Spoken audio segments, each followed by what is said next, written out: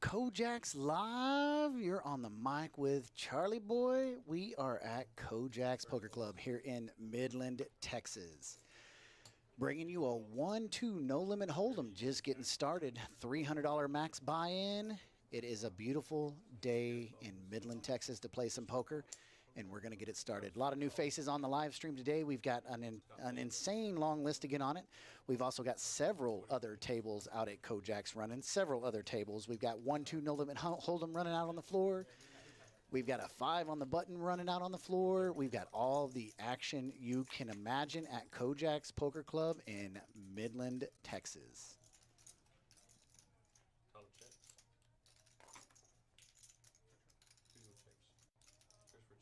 So we're going straight into action here. Flop comes out 4 of hearts, Jack of hearts, 5 of spades.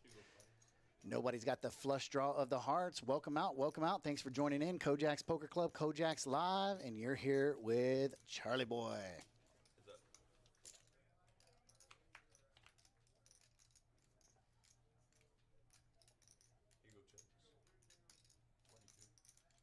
So there we are, 9 of hearts on the turn. We've got Jack 9 versus Ace 4.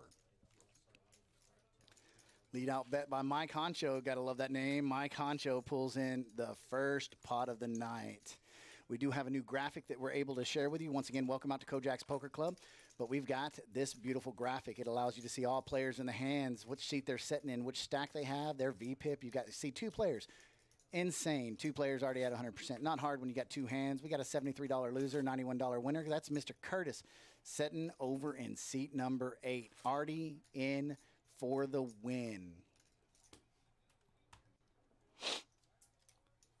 So let's flip around here so you can see us out. Welcome out to Kojak's Poker Club. We are in Kojak's Live here in Midland, Texas. If you haven't been out here before, we're at 3209 West Cuthbert in Midland, Texas. Name is Kojak's Poker Club. As you can see it on the center of the table, home of the infamous 5 on the button. But something we've added as of lately is the 1-2 game, and it's really caught fire lately. And we actually have 2 tables of it running. We have a table outside, feeder completely full. We've got, believe it or not, 5 or 6 players on the list ready to start up another one. We're just waiting on you to come out, and we'll get it going. But hey, thanks for coming out tonight. Hopefully it's in for some good poker. Pot's already at $28, and as you can see this, you're familiar with in the 5 on the button, no limit hold'em. It's hard for him to fold, but look at these hands. Jack 10 suited, Jack 9 off, Ace 5, pocket 6s, King 10, Ace 3 suited, Ace deuce. So we got everybody in here. $106 in the pot already as we speak. About to see the flop come out.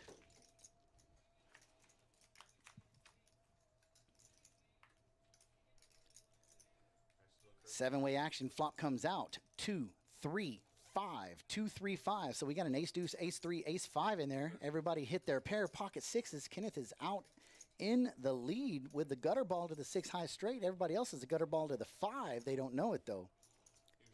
Jack 10's pretty far behind. Hugo's gone. Gabriel's gone. Action's now on Kenneth. He is going to make the call. It's 50. $156, $206 now in the pot. Scott does make the call. Woody doesn't have much room there, so he's going to have to let this one go. He's got to go runner, spades. That's an expensive call to make that. So here we are, $256 in there. 3-way action. You can hear the chat. We will be moving it up and down for you. Jack on the turn. Woody keeps his Jack 10. That's what you can see him by his face right there. He knows he would have been in the lead. As it stands now, Curtis is in the lead, 86% to win. And there's the ace on the river. Ace 5, I do believe, has it. That's going to be Mr. Scott Armstrong, Curtis's first act. That's trouble for Curtis. He's got 2 pair, ace deuce, top bottom. He thinks he's good. There's Scott making the call. Curtis shows his 2 pair, ace deuce. Scott's going to say, I got you, just barely tipped. Ace 5, and Curtis is going to do nothing but smile. Curtis is always smiles in the room. We're always appreciative to have him in. He does get his change. So just like that, action is going. Scott pulls in $291 to add to his stack. That puts him up $218. He's the big winner right now on the day after losing that pot. Curtis is only down 74, but it's early. We're going to get her going.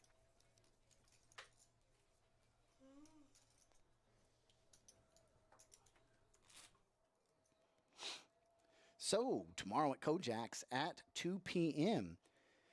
If you're out and about at 2 p.m., the Kojak's infamous bounty tournament begins. Kojak's bounty at 2 p.m. Cards going around. Pulling up the tournament right now so I can get all of your details. It is going to be a $120 buy-in. $120 starts you off with 20,000 chips, plus that beautiful, infamous $50 bounty. Every player you knock out is worth a $50 bill. If you lose, you are responsible for putting your bounty in the pot. That's $50, so you'll lose one bounty, but every person you knock out, you get to keep theirs. That's going to start at 2 p.m.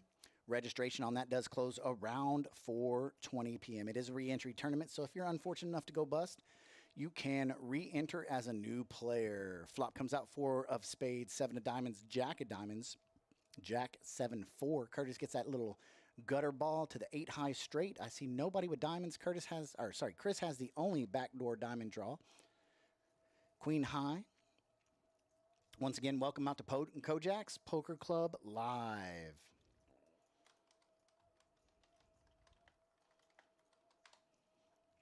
As we say hi to everybody out in the chat. So here we go. $12 bet by Mr. Hugo. Gabe right behind it with Jack Deuce. Top pair is going to make the call. Kenneth with middle pair is going to make the call. Action's now over on Chris. $12. Queen 9. I think that's going to go ahead and head in the muck. Action's on Woody. He lets it go. Tyler lets it go. Curtis says, I'm fishing for that 5. I'm looking for, he's got 5 on it. If he hits it, it'll be well hidden. So 4 players go to the turn with just over $60 sitting in the pot. Turn card comes out. A 3 of spades. 3 of spades. Nobody's got the spade draw, so it's going to be no chance of a flush. We've got 2 jacks, 1 7, and somebody looking for a gutter ball 5, but he's not setting much out of it. Curtis still has a 10% chance to hit it on the river. It's going to be hard, though, with a $45 bet. Hugo leads out with his jack 9, 45, Colt 45. It's going to fold around. Action is now on Curtis, and he's already got his chips out there. He's 5 hunting. I like to see that. Curtis isn't scared. 10 on the river, no good for him. That puts the check mark over on Mr. Hugo. Let's see if Curtis says, I am all in. No fear. Oh my gosh, $167 bet, all in, straight bluff. Let's see if Hugo can call it. All he's got is jack with a medium kicker. That's not an easy call, believe it or not. And look how calm, cool, and collective Curtis is sitting right there. I don't know if that's calm, cool, and collective, or if that's pray and say, please don't call, please don't call. But all out bluff. Hugo's counting chips, shuffling them. You can see him in the bottom right of that corner, counting chips and shuffling. That's a hard call. Oh, and he does make the call, and Curtis says, dang it, boy, you caught me. Digging in, getting some more chips. Just like that, now Hugo is up. Holy cow, Hugo is up.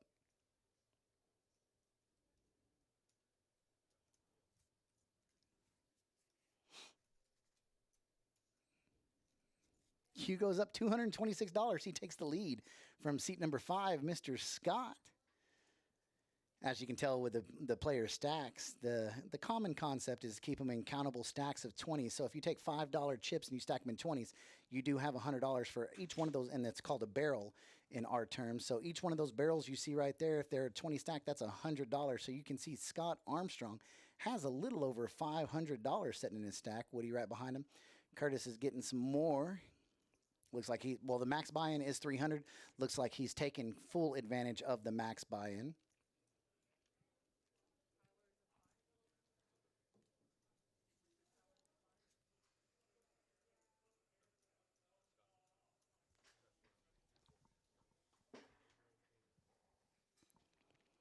So as you can see, Mr. Tyler taking advantage of those free complimentary beverages right there.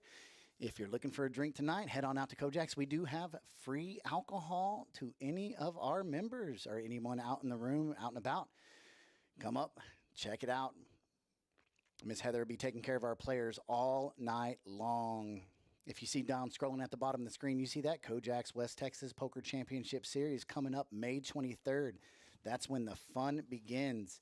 If you haven't ever played at Kojak's, this is an annual series that we put on every year, usually between April and June. It's called the West Texas Poker Championship Series. This year it is 14 days of events, and we've got anything from the Mystery Bounty $100 rebuy tournament, the freeze out, the always famous Texas stack, which is the Texas size. Everything in Texas is bigger and better, right? So why not start them off with something like 50,000 chips? Let them fight it out. Deeper stacks, you can make more moves. Then we have the $50 Frenzy. We've got our PLO tournament. We've got the round of each tournament, No Limit Hold'em, and PLO High. We also have the Big O tournament, the High Roller, and then that brings us into our main event. We're going to have 4 flights of that, and main event day 2 is going to be on June the 4th. So here we are, right back at action. $69 already in the pot. We've got 4 deuce. Oh, I like that 4 deuce. We've got Ace King 9-8 and 8-6. Curtis isn't scared. You saw him earlier. Call it all off. Big old bluff with 8 high, and he got called. Unfortunately, he lost that. So here he is again. He likes that 8-6. That's almost the same. That is the same thing he had last hand.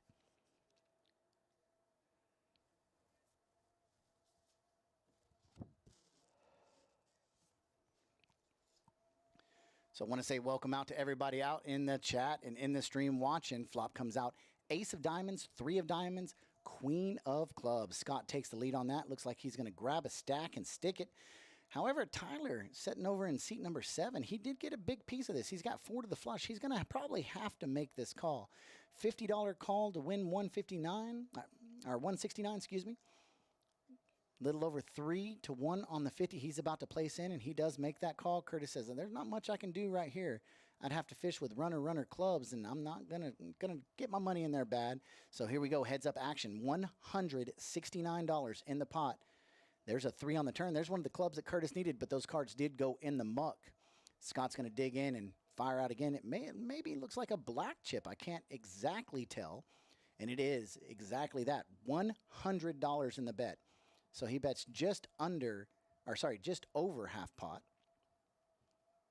And Tyler's going to let it go. I wish we had one thing here. I wish we had that rabbit cam so you guys could see if they would have hit it or missed it. In this case, we'll never know. Scott paid $100, so Tyler could not see that card. Button moves around. We see a couple of add-ons.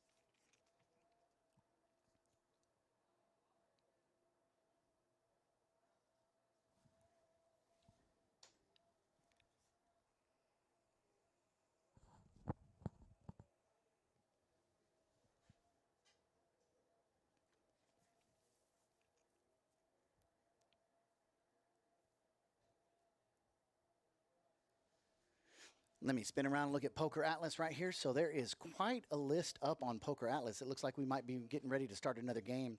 And if you're on Poker Atlas looking at Kojak's Poker Club, we've got 3 more live streams scheduled for next week. Tuesday, we're going to be having a $1, $2 No Limit Hold'em. Thursday, we're going to be having a $1, $2 blinds, round of each. That is PLO High and No Limit Hold'em. Then on Saturday, we're going to be having a 5 on the button No Limit Hold'em. A little bit bigger game than this, but the same action. You can go into any game at Kojak's Poker Club and expect the same amount of action. So the list is already starting to fill up for those games. We also have 4 players on the No Limit Hold'em, and we've got 2 full games running. So if you're out and about, Kojak's Poker Club is the place to be on this beautiful Saturday afternoon. What is it, 6:32 p.m.? We've got 3 cash games running with room for 5 more cash games, and we can meet all your poker needs at Kojak's Poker Club. Here we are. We've got 5 people now in the hand.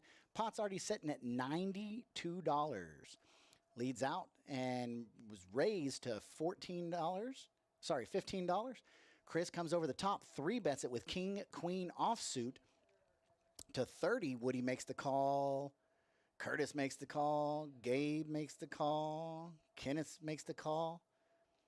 So we're 5-way action, $152 sitting in the pot.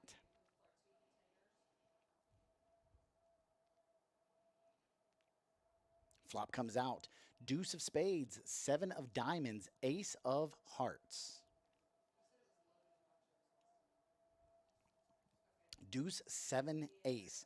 Gabriel picks up a pair. Kenneth makes the check. He's got the infamous Kojak's play it at home hand. Chris doesn't get much of it. Woody has top pair, $20, make a call. Curtis did C-bet. I like that C-bet. However, you find out real quick where you are. He didn't have to put more than 20 in to find out where he was. Kind of a blocker bet. Woody says, I've got the best of it. I'm going over the top. Gabe's going to let it go. Kenneth is going to let it go. And this is going to be the end of the road for Mr. Chris sitting in seat number 3. He sees the bet. He's going to think about it for a few minutes and not want to get involved. I would like to see him come over the top. The re-raise is a show of insane amounts of strength, and sometimes it works to your advantage, sometimes it doesn't. If you've ever played at Kojak's, you do see a lot of re-raising going on here, and it really plays to the player's advantage. But you also have to know who you're playing against. A lot of these players are newer players on the live stream, so it's going to be the first time they've come across each other. Seats number 1, 3, seats number 5, and they have not played many live stream hands, so this is going to be some of their first times out here. They're going to it's a guarantee that they're going to have some tricks up their sleeves. What's going on, everybody out in the chat? I got some free hours. I got some free hats to give away to you guys. We're going to find a way to get you guys engaged in it. Welcome out once again, Kojak's Live, Kojak's Poker Club. You've got myself. Mr. George will be here in just a few minutes. We got started a little quicker. So next Tuesday night, we do have the live stream set up for 6 p.m. That's going to be a $1, $2 no-limit hold'em. Thursday, we've got it set up for 6 p.m. That's going to be a $1, $2 round of each. That's going to be PLO high and no-limit hold'em. Then on Saturday, we've got the infamous 4 p.m. live stream game set up. It's going to be 5 on the button, so get your chips together and get up here and play. Here we are, pre-flop action. We've got a raise to $17. Mike Honcho with King, Queen offsuit. Hugo looks down and sees Ace, King offsuit. And I'm trying to peek around Richard's head, but I can't see from that angle. It looks like he may have 3-betted up, $55. Chris is going to jump out, but Mike Honcho says, I'm in it to win it. I'm going to make that call. So we're going to be heads up, $113 in the pot. There's the burn. Here comes the flop. 10, 9, deuce. Skittles on suits. Mike's fishing for that jack. And he's looking at his chips. He's grabbing some betting chips. Hold'em. He is first to act. He is under the gun. He leads out with $70. Hugo's never seen a hand that he's not folded that easily, so he does make the call. Turn card. It looks like a jack. It is the jack. And just like that, look at that. You see him check. He hits king high straight on the turn and makes the check. He gives the betting advantage to Hugo. We'll call it the trapping advantage. It looks like Hugo is going to fall right into it. I can't tell how much that is. Looks like maybe 160. It is exactly 160, and he says all in, so it's all in and a call. Hugo's looking for a queen and a queen only, and it was another jack. So just like that, Mike Honcho doubles up $300. He's got $597 in his stack now. It's always good. Makes it easy to smile when that happens. What's going on, Miss Yvonne? Come say hi to everybody. Come say hi to everybody. Here we go. Stick this on and say hello to everybody. We are live streaming tonight at Kojak's. You got it on? All right, your mic is unmuted. Say hello. Hello. Tell them all to come out see you tonight. Deal them some winners. Come here to win some money. That's what I'm talking about. Miss Yvonne's going to be out on the tables. What time is it? 6:37. In about 20 minutes, she's going to be out on the tables, dealing some winners. Of course, dealing a few losers. Hopefully, you're on the good end of that. But definitely, that bad beat jackpot is at $15,000. That's mine. That's yours. Well, it can't be yours. You're dealing that. How about you're going to give it to somebody tonight? Yeah, I mean that. How many bad beats have you dealt? 2. 2. So she's actually been part of 2 bad beats dealt. And she loves it. It doesn't happen very often because the qualifiers, it's hard to hit those hands, but it's very lucrative. And we actually have a table share. Many players can win on that, not just the winner and the loser. So, of course, the winner of the hand gets X percent. The loser of the hand gets a big percent of it. So it benefits you to be the loser on the bad beat. And Miss Yvonne would love to throw it out there. So, once again, welcome in Miss Yvonne. And we've got action heading around the tables.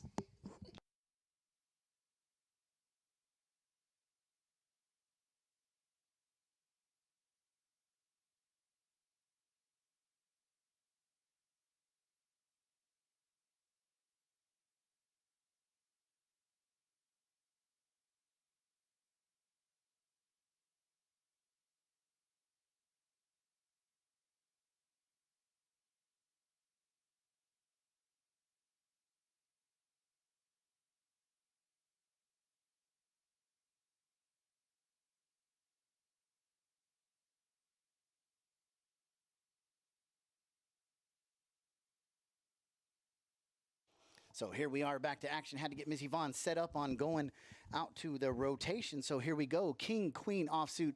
Woody looks down at pocket deuces. Curtis looks down at jack 10 suited. Hugo looks down at 6-4 suited. Gabe looks down at pocket jacks. Holy cow. Welcome out to Kojak's. Welcome out to Texas, where everything's bigger in Texas. Kenneth says, how can I fold this? I've got queen 7 suited. Nobody will see it if it comes. Mike Honcho just won a big hand. He's going to let go of that 6-4. I need a hat, Charlie. That's what I'm talking about, Brian. We'll get you one. Not yet, though. I'll have a question here in a few minutes. Just go ahead and listen for it, and we'll get you a hat.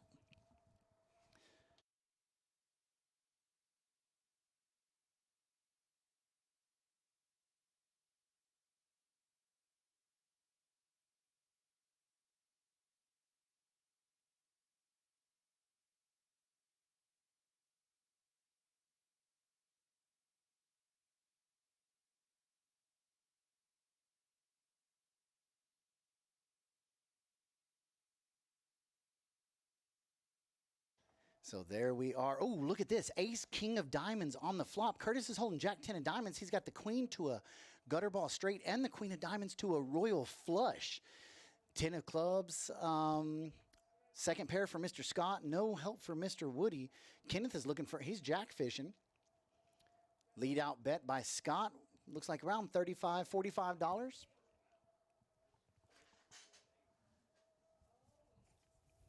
Curtis bets 15. He's now been raised to 45. It looks like he just made the call. Action's over on Kenneth. I think that may be as far as he can go.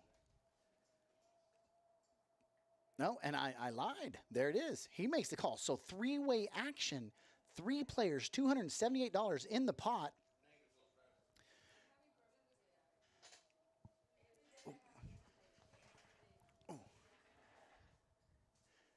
Joining us in the booth right now is the actual guy that's dealing that hand, Mr. Richard.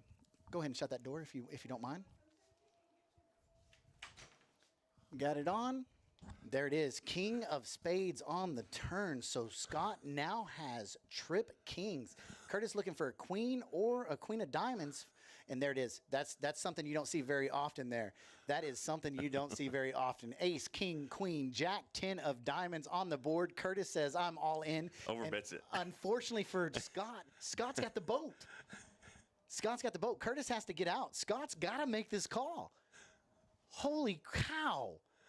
And he folds. He folds. How the heck does he fold that? He folds the boat. Curtis shows the royal flush. Holy crap. High hand. Oh my gosh, that's the new high hand. Curtis is in the lead with 18 minutes left. Ace high, royal flush. Doubt it gets beat, but it is there. Look at him smiling too. Look at him smiling. Oh, I love it.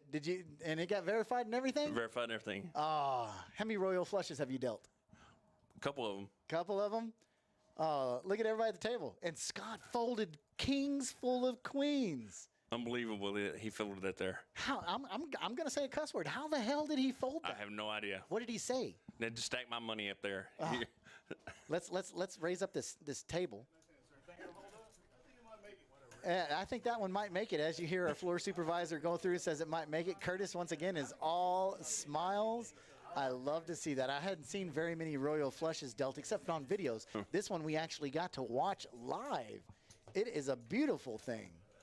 So I just come from this room, so I'm just telling the viewers out there, what's these next 2 hands? Oh, there's more? What's the next 2 hands? Oh, Chris Carter says, how does he fold right there, Nick? I know, right, Chris? I mean, how the heck do you fold that?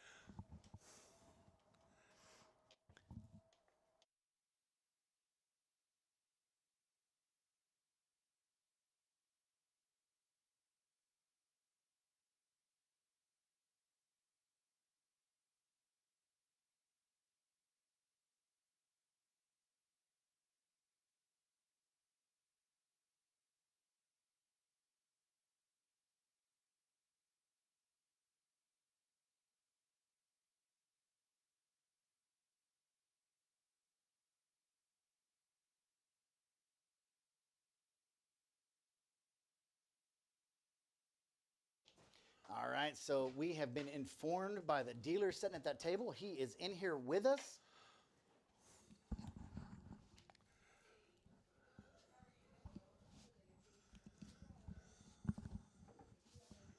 Oh, here comes Mr. George joining in here. George, you missed it. He just dealt a royal flush.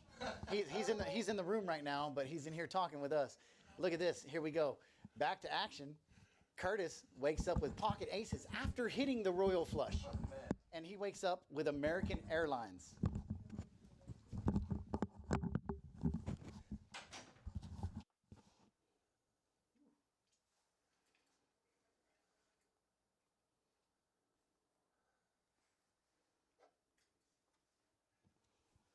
And look, Chris has got King Jack of heart, King Jack offsuit. Oh, so we got aces versus King Jack. There's a set of aces with a straight possible 4 outs is all Chris has in his hand. So we got big hands today. That's what you're telling me. Oh, man, look at this.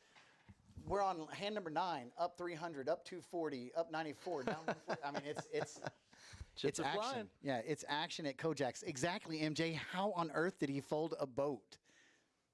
Wow. I mean, I guarantee you 199% of the time I'm going broke right there. That's why I'm in here commentating. Royal flush, and the guy that he was against folded a full house. Yeah, Scott had Unbelievable. kings full of queens, On kings full of queens? and he let her go. Wow. That's the level of discipline we're playing with. Yes, that's the level of discipline. I have to make a phone call. I fucked up. And here we go.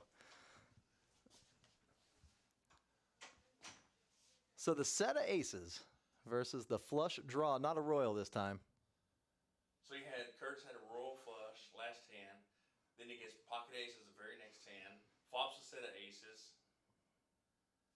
What's it like to run that good? That's what I want to know. What's it like? I'm just telling the viewers out there, if you think these 2 hands are good, watch the next one. There's more to come.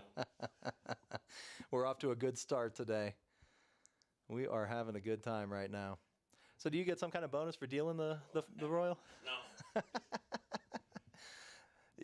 We need a bad... It felt really good to see it. It was nice that Curtis got us. You know, he was pretty excited. He had a smile from ear to ear. It was good that he was just looking for the diamond, but he got that royal flush on the ends. Man, amazing. See, we need a bad beat for the players, obviously. But we also need... a high hand for the day, or for the... We need- I think it's going to hold up. We need a who issued the bad beat kind of thing for the dealers. He's thinking about it. He's going to make the call. Chris is thinking about it. He called. Said, yep, He's not dead. you got me. Oh, now he is. 6 on the river. Set of aces. Woo! Look at Curtis. He smiled. Pow. Said, 2 hands in a row. What's going on? Curtis can't help but smile. Curtis is having a good time right now. 700 in his stack now. 700 in a 1-2 game. Is that just a cool 350 big blinds? Not too bad. Not too bad at all. So we've got a pretty good roster, it looks like. I've played with a couple of these players before. Yep.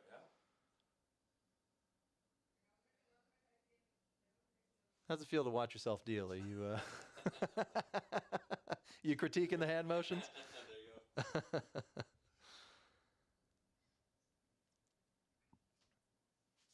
All right, we got a rebuy going here. We get some more chips in here. Put some more money on the table. That's never a bad thing. We're doing a live stream game. Let's get it in there. Love this. Zach Terry says, Luckbox Curtis, LOL. I think that name might stick. Exactly. Just watch the next hand. Oh, goodness. You know what? I'm gearing up for it. Curtis goes back to back, so maybe back. Wow.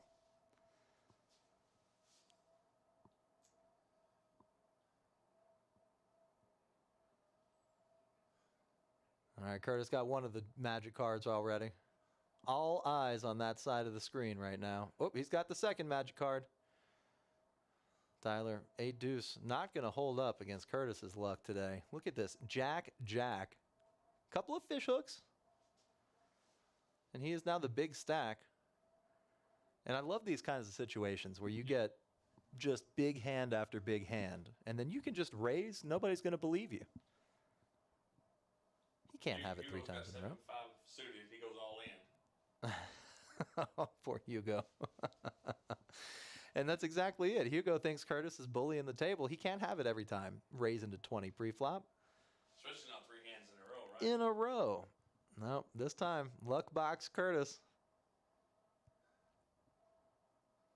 Yeah, he's got a pretty easy call here. He wants to know how much it is. It is a cool 204.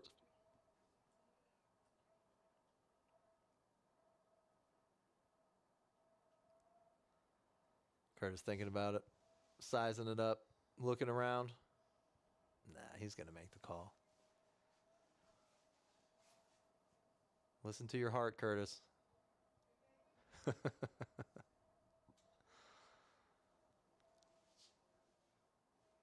even. He pushes it out there. That's it. That's the end. That's the end of this hand as far as I'm concerned. Hugo, a small 20% equity. Not quite getting the the pot odds here. Zach Terry, thanks for commenting, by the way. Saying that he likes playing against Curtis because he's all action. That's the way you got to do it. You got to really bring the vibes to the table. Zach, if that flop does come Jack in the window. Oh, there is a Jack. No way. Oh, man. 2 clubs, not quite good enough. Wow. Unreal. And another 100 big blinds just heading towards Curtis. We'll see you later. All right, man. Go Curtis, right? Hey, that's it. Curtis is the fan favorite. Yep. Richard telling everybody good luck at the table. And just like that, here we are. So thanks for watching, everybody. Glad to have you out here on a Saturday evening. A real hot day today out there. So come cool down with a little poker at Kojak's. You know, when it's hot outside, that means the cards are hot, obviously. Look at Curtis. And we try to keep the cool decks away here. Got another dealer coming in. One of my favorite dealers, actually. And let's see if Curtis can keep this streak going after the dealer change. Let's see what happens here. Oh, man. It is hot outside, and I'll be honest, I'm glad we're not broadcasting in smell-o-vision. I'm a little stinky today. Shout out to my stinky crew. I don't know what that means. I'm just jazzed to be back in this booth. It's been a while, huh? Now, Curtis with the 8-6 offsuit, but as me and Zach well know, that flop is going to come 8-8-6. Gabriel with the pocket sevens, raising it up to $7? No, $12. Mike coming along for the ride. Scott with his ace-5 suited. Woody, the ace-10, probably a good squeeze spot. Let's see if he decides to do that. Looks like he put out a couple of red chips. $46 is what he settles on. Is, of course, a very classic size, 46.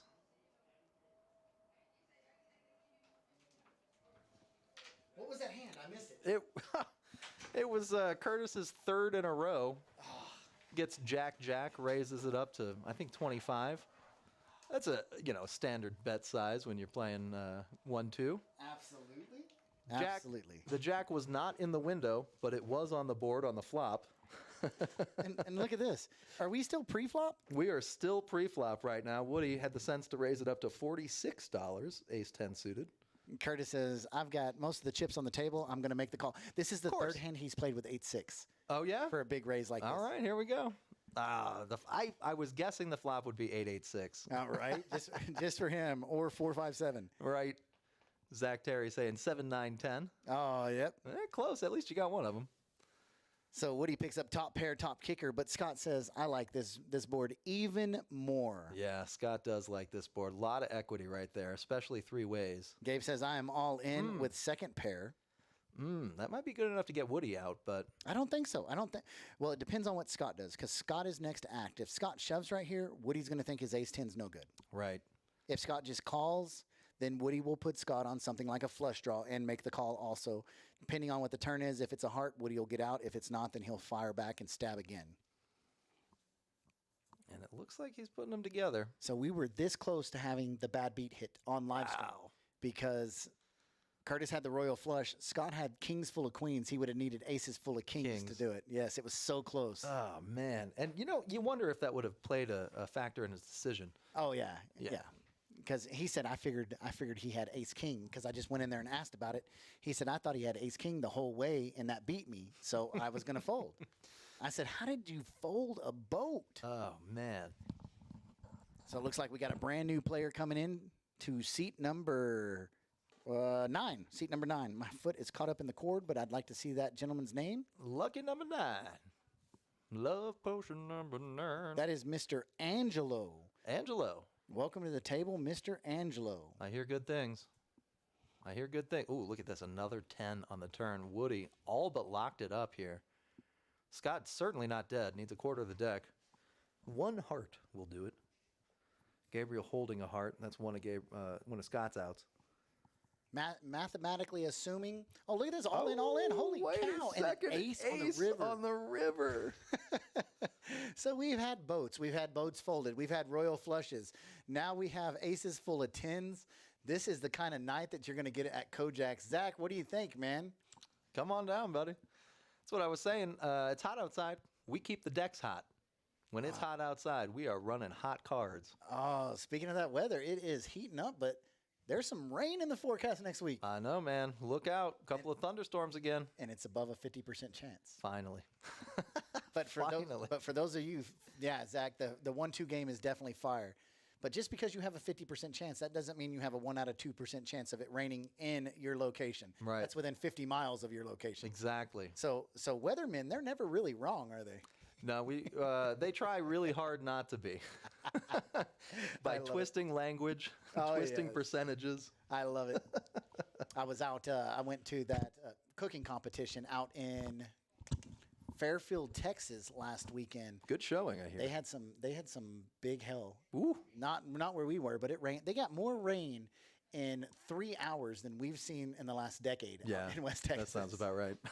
I look at the ground and I see moss growing on the ground. I'm like, what is that? Yeah, what green stuff? Things growing? And it's not grass. It's growing in between the bottom flakes. And the guy said, oh, that's moss. Of course, I really knew what it was. I just was trying to make a big deal out of it. Yeah, we don't get any of that out here, but we do get the hail. Zach has dad duty tonight. That's one thing. Hey, bring the kids. I was about to say, that's one thing we should do. Bring your kids with you. You get an hour free of cash play. How does that sound, Zach? We can't really do that, but that would be awesome. Or we can put just a play daycare. place. Yeah, put a daycare in here. Coming soon to you at Kojak's Poker Club. Daycare in the next room. You know what happened to the McDonald's daycares? What happened to the play places? The Sue Happy. I'm sure you could just buy up their products, pennies on the dollar, stick them over there by the pool table. I don't know. A lot of those Ronald McDonald's made the kids cry. They were the scary time. That's what we should do. That's how we're going to become millionaires. We are going to make a horror movie. You know how they made a horror movie of Winnie the Pooh? Yeah. We're going to make a horror movie of Ronald McDonald. Oh, that's the next $1 million idea by Charlie and George. I like it. Oh, man. Look at this flop, though. Ace 4, queen. Woody's got queen 4. Chris has an ace. Didn't he just win the last hand? How do you get away from this one? That's what I want to know. Curtis is sitting in there with Jack 6. This is going to be an easy fold. While ago, though, with 8-6, you know what? he did make a huge bluff. Okay. All in with whiff, 8 high. Ooh. Yeah, we'll see. There is a club on board, so he's not completely dead. And look how serious he is. Yeah, he's really thinking. I've got $850 in front of me. It's only 50 to call. This is not my money. Look at this. Look at this. He does. Look at this. Making the call. Love to see it. Curtis, excellent for the stream. We're going to call him Curious Curtis for the remainder of the stream. Curious Curtis. Luckbox Curtis. Yes, he's curious to see what that turn is. He's floating one right here, and I don't necessarily not like it. He's got backdoor clubs. Nobody would see it coming. Exactly. Yeah, if a club hits, he might even raise. Or King 10. Give him Broadway? Yeah, never see that coming. It's a different color black card. Yes, 7 of spades. That now 2 pair versus Chris. 2 pair. Oh no. Oh, we are playing dirty today. Yes, you're exactly right. Curtis is going to get it in tonight. It would be really bad for him to make a bluff if it went check, check. However, it doesn't. Now, Chris is absolutely betting it. He's already holding his cards like they're mucked. He says, let me see if, oh, wait, what are you doing, Curtis? Okay, there we go. Oh, there you go. That pre-fold right there. Bet $150, count a calf, and a snap call. Easy snap call for, a 10. Doesn't change anything. That would have 10 been of hearts. terrible if that was a 4. That's the way that it's gone tonight here if that had been a 4. So we have an all-in with ace-7. I don't see the queen-4 going anywhere. I don't either. That's an unexpected 2-pair. Yeah, and especially the last bet, the turn bet was $150, and now it's $98 all in. So you feel like as a player with 2-pair, you're getting a discount to make that call. $450, that's the call. Right. And No, that's not the call. he's waiting. You're really only afraid of what? Ace-7 and ace-10. Ace-queen, ace. Ace-4, I guess, would show up there. But you got to think of all the aces that somebody might be holding. And if you look at this, pre-flop, there was no raise, so Right. anything could be in there. Flop, it was bet 20, raised to 50, and a call by Chris. So he's very well hidden this. It looked like he was kind of chasing, maybe missed the straight draw. Woody's thinking maybe he has a set of 4s. Right. Yeah, you could be worried about a set. That is an excellent point. If he folds this, I have to find. Wait a look at this. second. Look at this. I've got to find the applause button. Find the applause button now for even thinking about it. All right, I would. we'll go ahead. Oh, wait. Wrong button. That is the laugh button. We're going to go ahead and look for this button because there it goes Yep. in the muck right there. Excellent. That is the Kojak's play of the day. Good job, Woody. Second play of the day. 2 plays of the day already. on a 1-2 table. What are we, hand 12? A lot of people talk trash on the 1-2 play table saying, oh, it's not big enough. Oh, it's not this. It's not that. Well, here it is. 1-2. $300 max buy, and that pot was $555. We've got one winner that's up almost 600, one winner that's up over 300, one winner that's up over 200. It's going to be an insane type of night today. Certainly no lack of skill with these players. Even if they're playing smaller stakes than, say, a 5 on the button or 5-10, no lack of skill. These are very disciplined folds that we're seeing. It's unreal. So what I like about this is sometimes people say in the 1-2 games, there's no skill. They don't know how to play. It's a beginner's game, but it's really not. Look at the plays that are being made. Look at the moves that are. Even Curtis with that all-out bluff with 8 high. Hey, there's pocket 7s again. Even him with that all-out bluff with the 8 high. That's not a novice move. It's a skillful move. And the player that made the call, the only reason he made the call is I think he had 2-pair. Right. He had top 2-pair. He doesn't get that call if he doesn't do that. Exactly. Ace-10, ace-4, both of them suited. Love this. Crap. Curtis says, what does Curtis have? We hadn't even seen Curtis's cards yet. Curtis is playing. Look at this 4 deuce. He's coming along. we're going to call Curtis's hand the Zach Terry for the night. The 4 deuce is now known as the Zach Terry tonight. Love it. Once again, welcome all out. We appreciate everyone coming out to witness Kojak's live with insane hands. I mean, royal flushes, boats. Hell, we might see 7-7 on the flop here, quads and nothing like that. King, Jack, 6, 2 clubs. Woody. Woody's doing all right. Woody's doing pretty good. Mike's got top pair, though. And Gabriel with middle pair. Mike Honcho slaps 6 red chips into the pot. And Woody says, I raise you. He says, you tricked me.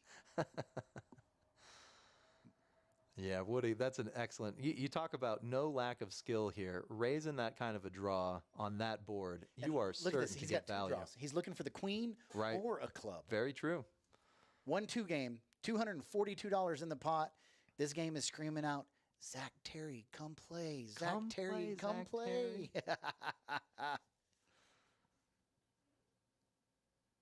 Scott's just wishing he had some of that. Uh-huh. Just give me 2 new cards. And Oh. look at that fold. Wow. He lays down top pair. Impressive fold. So once again, we'll go ahead and give it another. Another. Yeah, because he was statistically not a favorite there. Right. And not getting the right price to call. Look at this. Look at Woody's stack. He's got $1,007 sitting in his stack. Unbelievable. That is straight sexy. Straight sexy. I like how he's got it all lined up. Oh, look at this. Gabe sitting in seat number 1. He's watching us. What's going on, Hey, Mr. what Gabe? up, You Gabe? got the. Oh, look at that. We caught him. He's looking around, looking for the cameras. We're right above your head. We see everything. Yes. I like that. Good luck, Mr. Gabe, if you're listening in. Oh, actually, he wasn't just looking at us. That was 15 minutes ago that he was looking at us. We do run a delay. He's probably thinking, man, I'm not looking at him. I'm not watching it anymore. But hey, you were looking at us 15 minutes ago. Yeah, we caught you 15 minutes ago. Mike Honcho looks down. He's got some big hands. Queen There- Jack. Scott lays down the Clyde. Wow. And Curtis says 8-6 was good enough for $35. So why 9-8 good enough for $2? It's a much better value proposition at that point. Gabriel Ace Jack. Hey, come on, Gabe, raising it up 17. They gave us a name a couple weeks. Okay. Zach Terry gave us the name of Ace Jack, and I can't remember it. What was it? Apple Jacks. Apple Jacks. Yes, like Apple that. Jacks. I like it. Always call. Oh, look at this. Look at this. Apple Apple Jacks Jacks. on the flop. I like it. I like it a lot. Oh, no hearts. And Back that- door? Gonna be tough for Mike, with his pair of jacks. It's not tough anymore. Wait, it's real tough now that he's got Queen Jack. It's not tough anymore. Oh man, Broadway's coming in. Ace 10 would get there. Look at that. A 10 gives Broadway to Angelo, but a 10 gives Queen High to Curtis. He's gone, though. He gone. He go. Yeah, I'm telling you, Mike Sticker. Look at this 10 on the river. And it's a heart. And it's a heart. Oh wow. Oh, and he folded the hearts. Oh, he's kicking himself. Ah, man, the pain in his eyes. Did somebody have hearts? Or was that last hand? No, that was last hand. Ah, it was much more exciting when we thought somebody folded hearts. An unsuited king, but still would have made Broadway. Would have made the best hand there. Yeah. Wow. Wow. Tough times at the table. I like this hat here. LGBF. Where do you see that? This white one here. Seat 4. Mike Honcho's got this perplexing acronym here on his head. We can make up all kinds of things. Looks good, but. So I'll have to get another camera view. There's nothing better, nothing smarter. Let's go back for J. I just got it. I got it too. I just got it when I I saw the got it. JB. The FJB is what did it for me. Yes. Those 3 letters there Yeah. carry quite a weight these days. Yes. We'll stay away from that topic. I'm trying to think of a poker acronym to put in for that. F Jacks. All right, so here we go. Chris looks down at 4 deuce. He makes a call. Curtis with the 4th, 8th, 8-6 we've seen him have tonight. And look at Gabe with the Ace Jack, the Apple Jacks again. Apple Jacks. Kenneth, the old King 9, coming along for the ride. Love to see it. Curtis, he's killing those 8-6s. Let's see what Man, this flop comes. And there's he's not afraid to make the call. Curtis is setting up $163. He is at an 85%. He's leading the table on his VPIP. 85. 85%. Love to see it. Flop comes out. Ace, Queen, 4. Ace, Queen, 4. Not much help for Curtis or Kenneth. I think this is going to be the end of the hand after Yeah. Gabe throws out. Pot's $94. He's Wait a second. What were you just saying? Curtis, I love it. Got that backdoor heart draw. Yes. That is true. That is true. And Gabe coming along for the ride, but he's the only taker now. Yeah, I love these pots. Never go below 100 big blinds. And look at this. Another heart. Another heart. Gabe doesn't have a heart in his hand. No, Curtis could. He could make that That's backdoor 100. flush. That's $100. Wow. Representing that flush right there. That's a good bet. And look, he's not dead. He's got 9 outs. He's not dead. He's betting, and he's not dead. Go, Curtis, go.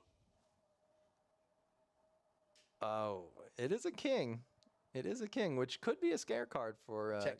Gabe. Real quick, no, check. yeah, quick check. Quick check. You got to wonder if Curtis had fired that 3rd bullet. Gotta wonder. That would be a spot for Gabe. Would have been a really tough call for Gabe. Mm-hmm.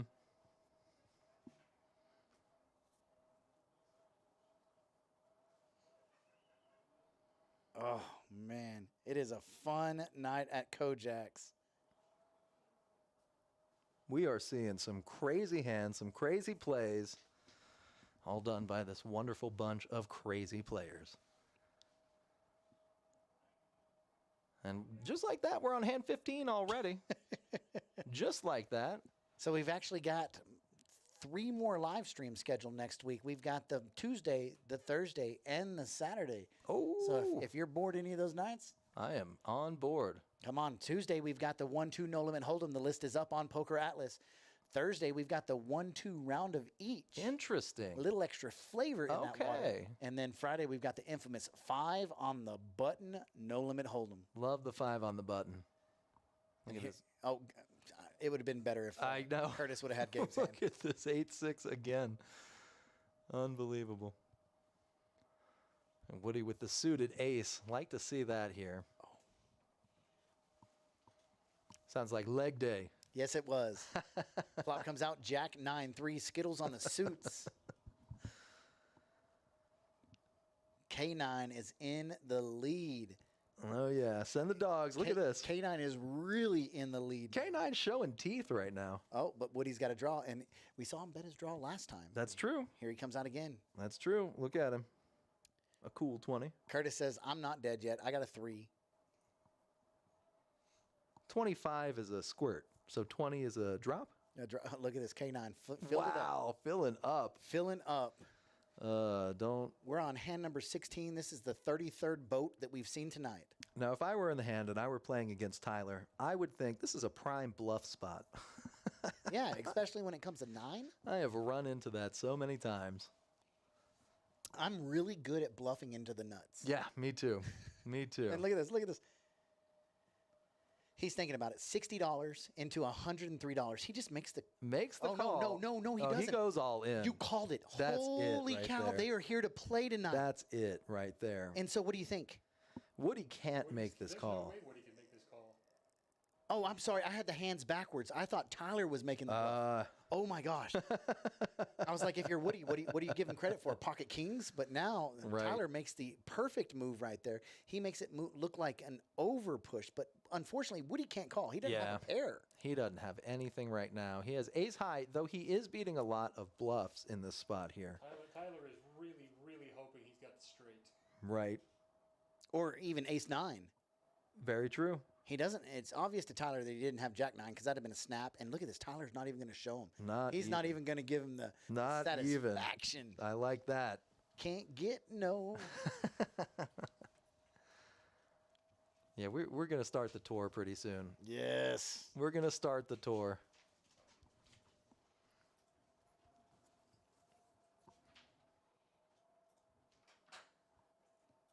So we're on hand 16 right now. And I believe we've seen 16 $200 plus pots since we've started. None of these pots are below a full stack. No, I've always heard the term if you have the cards, you play the hand. And that's a perfect example. Look at Scott. Scott looks down, king, queen, he's going to play the hand, and he's going to call a raise if there's a raises out there. Of course, 10 deuce, 7-3, they can't do any sort of raise in there. Well, they can. Right. Give them to Curtis. Curtis will show you how to play.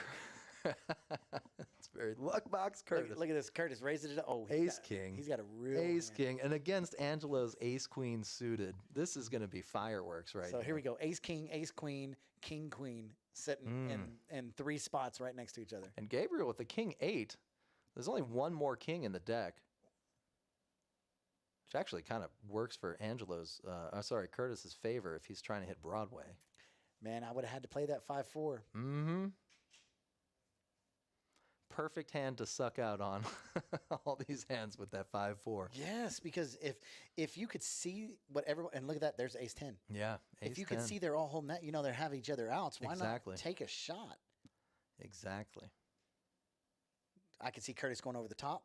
Oh, There he is. There he is. This is Man. a dream spot for Curtis, though, holy with that hand. cow. Look at this. It goes $2, $2, $12, $35. Call of the 35, raised to 553. 553. These guys came to play. Look how CCC Curtis is. Calm, cool, and collective. Calm, cool, and collected. And now it's Wow, the ace queen folded. Unbelievable. That's a tough fold. Ace queen. Ace queen. Some disciplined folds by these players. Thank you, though. No, thank you. Actions on Chris, all in to call. That's $516. If it was ace 10 suited, I could see him possibly doing it, but it's ace 10 off suit. Mm-hmm. You've got to give Curtis credit for, at worst, ace king, at best, a pair. Right. Yeah, this is 10s plus. Is what it looks like to However, me. he's also watched Curtis bluff and get caught A twice lot. with 8-6. A lot. He's also seen Curtis show down some real strong hands. So, Like a royal flush. like a royal flush. So, what is he doing this with? He can't have it every time, but he sure does. He sure does. And that's the questions you have to be asking yourself. Does he have it or does he not? Because it's a 50-50 chance whether he has it or not. And Curtis is a 2-to-1 favorite to everyone else at the table right now. Yeah, that is true. 2-1. Wow. And it's hard to fold hands like that, especially when you've been getting crap like 7-3s. Mhm. Look at this. Scott says, I call. Scott doesn't know it, but he's really dead to a He queen. is super dead. And that ace 10 actually would have been one of the better hands to suck out on that ace king. 5-4. 5-4. Look at this. 5-4. Curtis says, I got ace king high. Scott says, I got king queen high. He's got basically the same hand as Curtis, -1 for both Yes. of those cards. And so Curtis doesn't really double up, but he does make his 500 and something stack look like 756. That's excellent. And Big hand. That's the thing about Curtis. His chips are not on lockdown. No. He is here to gamble. He's here to play. He'll put him out there to try to win double. And he's playing right now with other people's money. So let that work for you. Dealer change. Believe it or not, that guy sitting in seat number 5 in that Kojak shirt, There he is. Scott Armstrong, he is one hell of a golf player. Really? Yeah, I guess a golfer is the correct term. Golfer. But so tomorrow, 10 o'clock, he invited me out to play some golf. I can't do it. I'd love to do it, but I am going to do it next Sunday with him. Very nice. Very nice. Yeah, now that you mention it, he's got some strong looking forearms there. I thought you were going to say he's got a lot of $100 bills right there. That's also true. They play a day game out there, usually on Saturdays and Sundays, and they bet on each hole. I like that. I bet that gets pretty pricey at the end. Oh, I'm sure it does. You watching any good Netflix shows lately? Lately, recently got Peacock, and I've been watching Real Husbands of Hollywood with Kevin Hart. Yes. That show makes me laugh. He's not going to be on the next season because he's in the hospital. No. They're filming it without him. Can't believe it. Poor guy. Kevin Hart, actually a pretty good poker player. Yes, he is. He plays a lot of the celebrity tournaments. Mm-hmm. I like watching him play. That famous hand where he misread his hand against the amateur. So here, did he misread it? Or was he bluffing? I think that he felt bad and said that he misread his hand. Yeah. I like it. 5 to play. Oh, he's just making the call. Curtis getting in there for 20. Does Curtis have 8-6? He's got 6-6. He's got half of the 8-6. He's got half of the 8-6. a little better than the 8-6 though. Technically, yes. 42% equity right now. And look how quick it drops. 23% goes up to 22 with that one fold. It's crazy how it's able the system's able to do it this fast. Mm-hmm. And it counts all the cards in everyone's hands too. That's always interesting to me. Chris with the ace-10 offsuit on the button. And he had ace-10 last hand. That's what that big fold that he made. Unbelievable. Let's see if it works for him this time. Action's back on Mr. Tyler. It's only 2 more chips to call. 2 chips, man. Just put in a couple of greenies. Oh, yeah. He gets his change. So we're going to be heads-up action between the all-in and the fold last hand. 6s versus ace-10. It's a 3-bet, and Curtis calls it. Ooh. That's a great flop for ace-10. Great flop for ace-10. A horrible flop for sixes. But sixes are in the lead. Sixes are technically in the lead, but you got to worry about Statistically, they're everything. not. Yes, statistically based on Chris's range, even his button range, not looking great right now. But it does go check. That might give Curtis the idea that he can kind of get in there. Look at this, 8 on the turn. And look at Curtis. Look at Curtis. He comes right out. A very disguised straight for Chris. And Curtis probably representing the 10. He easily has the 10 here. I'm really good at doing what. Look at Curtis giggling. He's cracking up. He says, "You saw me hit that royal flush again. I'm going for a straight flush." Yep. Ooh. There's the That's a raise. That is a raise. So a calf bet by Curtis just became a cow and a calf. I see your calf, and I raise a whole cow on top of it. Curtis really thinking about it, but he doesn't have much to think about. And look at him all smiles. Yep. Too. He said, "You caught me." He said, "That's what I thought." Oh, let's turn up that. We got the table volume fixed. Oh, and he even showed him. He showed him. This is the guy that's killing us. Can't even count to 5. Love listening to a little bit of player action. They're getting their bellies full. They got chips in front of them. But Scott looks a little, I'm not going to say upset, but Yeah, he needs to win a hand. he got a good one. If you're Scott, you got to consider you saved a ton of money with Geico. Actually, with folding that king's full. Welcome out to Geico. They are definitely a sponsor of Kojak's Poker Club. Is that true? No, not at all. Okay. Well, I was about to say they've helped me out a couple All right, times. taking bets on whether Curtis plays 7 deuce. I go Or with whether he yes. raises. Ooh. Oh, he folded. What the heck? I lost that bet, Charlie. I owe you $5. I would have taken it too. Kenneth has been patient. He says, "I call." Chris looks down, little better suited king 10. Ace 10, ace 10, king 10. Yep. Run hotter. Run hotter, please. Yeah, Chris and Curtis, if your name starts with a C on this table, you are doing great. Mike Honcho looking down at Jack 10. We still call that the. Oh, Chris said, "I raise." To a calf. Yes. And just like that, this pot is huge. Woody. Jack 8, no dice. Folds around. Angelo. I don't think Angelo play queen 9. Now it's back to Kenneth, queen 3, and just like that, bets 50 to win 7. That's that's how it goes.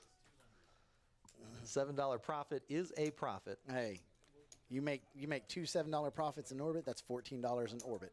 Yep. You get 4 orbits an hour. You're doing all right. Yeah. You're doing okay. So as you can hear, players are talking in there. We'll go ahead and turn that down. When we get up to another big hand, we will turn that back up. But if you're new to the stream, you don't know what it's all about, let us tell you what it's all about. It is some live stream poker. Love it. And gonna flip this around, and there's Charlie and George. Look at these guys right here. George, yes. And it was leg day yesterday, so I can't stand up and welcome you into the stream. But it is Kojak's Live. Move out of there so you can see it. Kojak's Live. Yeah, there's Ojax. Ojax. And there is Kojak's. All right, so we're going to flip it around, give you full screen action. He always looks like that. What's that mean? What's that mean? Are you talking about, Curtis being happy, or are you talking about Charlie Boy being sexy? Hey, there it is. So here's some more action brought to you, Kojak's Live. Curtis looks down at King Deuce. He just made the, he's got King food. Queen. Yeah, King Queen. He's got food. He's just calling. He's got chips in his mouth. So the smallest pot of the night. Oh, and look at this flop, too, for the smallest pot. 5-way action, $10 in the pot, and Scott is going to win a hand, and there's only $10 in the pot. Scott. He puts 5. Due to the size of the pot, he can't bet 50 or 60. I know. He's gotta- trying to build it. Yeah, he's got to hope somebody's drawing. Curtis may call this with a 10 shot. Right. Woody's got a jack. He does raise. Woody raising. Love that. Curtis coming along for the ride. Now, this is a dream situation. This is a bet 3 bet. Oh, he just calls. And Scott plays coy. Just calls. He plays coy.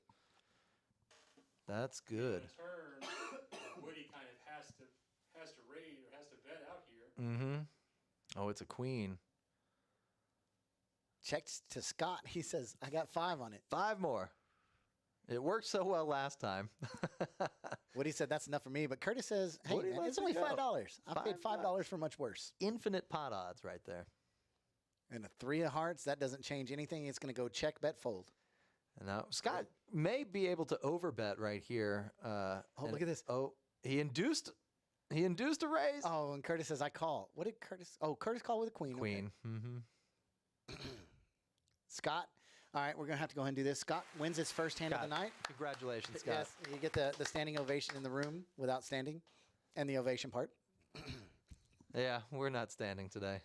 No stand today. Charlie did leg day yesterday. Legs are sore. I haven't done leg day in 3 years, so my legs are sore too. I'm bad enough that every day is a leg day. Yeah. Oh, my goodness. That's true. I do those couch squats, Oh. standing up off the couch. Zach was talking about Scott looking upset. I see what you're saying now, Zach. Mm-hmm. Hey, thanks for staying in the chat tonight. Thanks for keeping it live, keeping it real. You are the MVP of chat. Yes, yes. Oh, look at this. Clubs on clubs violence right now. Oh.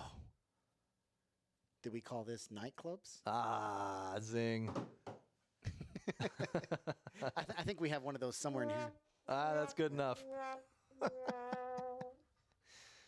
So I think the pots are smaller right now because everybody has food. Is eating. Well, Yes. Woody's got those kings. Let's see how long it takes for this pot to build up. Yeah, that's true. A lot of people disinterested in the hands now that they have chips to eat Heads and up to chips the to play flop. 10-8 versus pocket kings. And that's the worst flop in the world for pocket kings. with. Ace magnet right there. Woody. He's going to bet it, though. Smart move. A little C bet. Got to find out where he is. I'd love to see Angelo say raise. Yeah, that would have been something right there. But he doesn't do it. He folds instead. Getting on out of there. So, Zach, we got a new tournament on Thursdays if you're watching. It's a $50 Big O. Ooh. Bad Card, beats. 5-card high-low. We had 30 entries this Nice. last week. Yeah, 30 entries in that tournament. Big It was tournament. insane. It's a big O tournament right there. Insane in the membrane. Also insane. Woody's stack. Very healthy right there.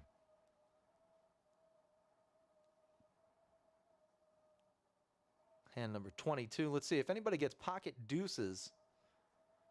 Let's see what happens here. Chris, you got the deuces? Ah, Mike Honcho doesn't. Ace 4 instead. He decides to play it. Are they eating nachos? I think it's nachos. I've been making chip jokes. Yes. Yeah, that's why. Because of the nachos. I like the 6-5. Ooh. 6-5 says, I raise. I like the look of that cold beer right there. Oh, yeah. There he goes.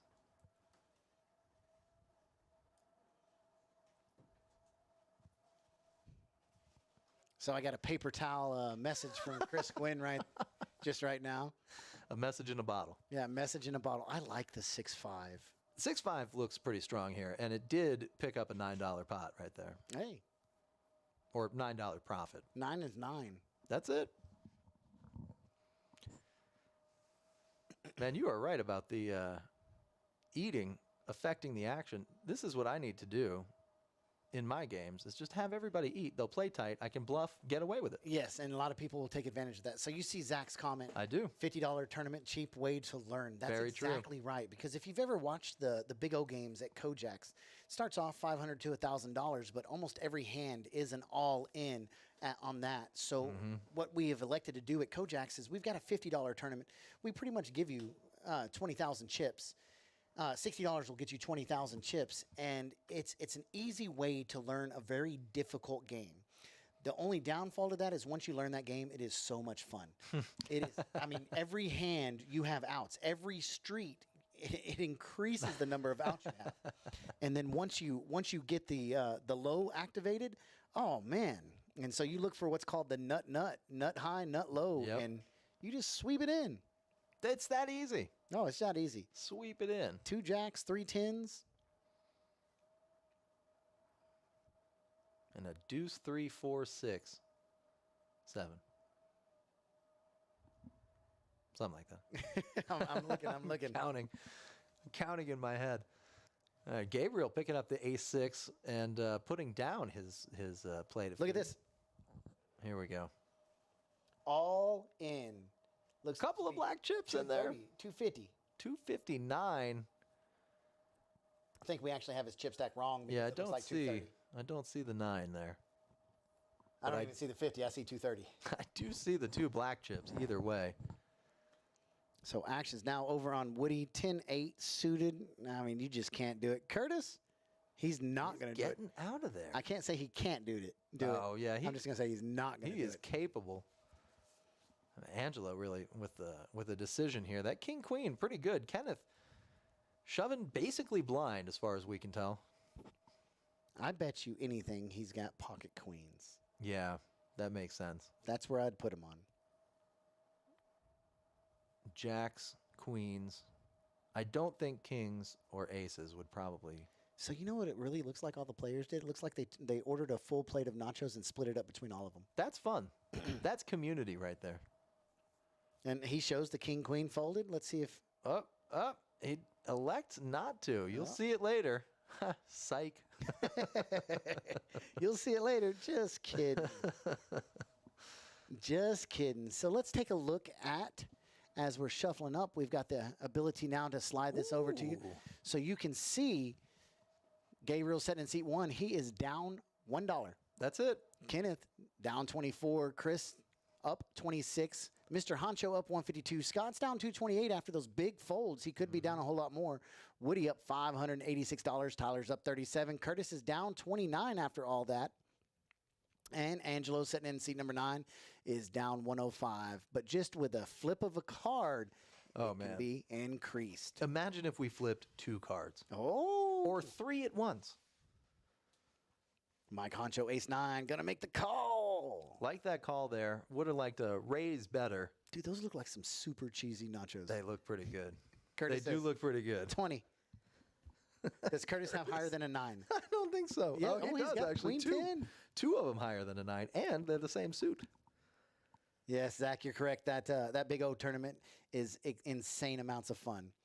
And some pretty decent payouts. You know, you're in the tournament for $50. I think total prize pool was almost $1,500 last week. Woo, that is pretty good. No queens, no 10s on the flop, but also no aces or 9s either.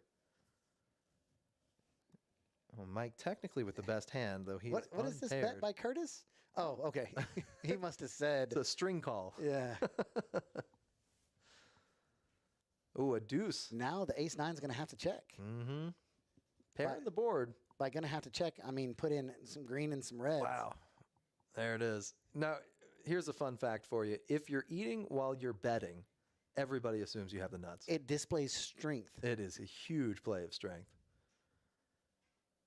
Oh, and now he's not even going to stack his chips. He doesn't He care. says, I need another bite. I need these nachos. That was a big boy bite. That was a large bite right there. And just like that, 24 hands have flown by, and these chips, they haven't been parked at all. Chips are moving around the table faster than even the cards. Lifting green barrels, because a barrel of green is 500. Lifting green barrels. Full. For just bluffs. Yeah, for just bluffing. I like it. That's what that hat stands for. Lifting green barrels for just bluffing. Woody looks down, 97, lets it go. Tyler's not going to be letting go of ace 3 suited. Curtis is not going to be 10-5. Now he actually lets that one go. Maybe one of the loosest let goes I've seen. Disappointed in you, Curtis. Disappointed. This is when the flop comes 5-5-10. Curtis is going to make that call. I mean, not Curtis, Kenneth. Kenneth making the call with the queen 10. Tyler with the ace 3 suited. And Chris with the Motown. And it looks like that Motown hit the flop the hardest, but Kenneth still a lot of equity with that straight draw.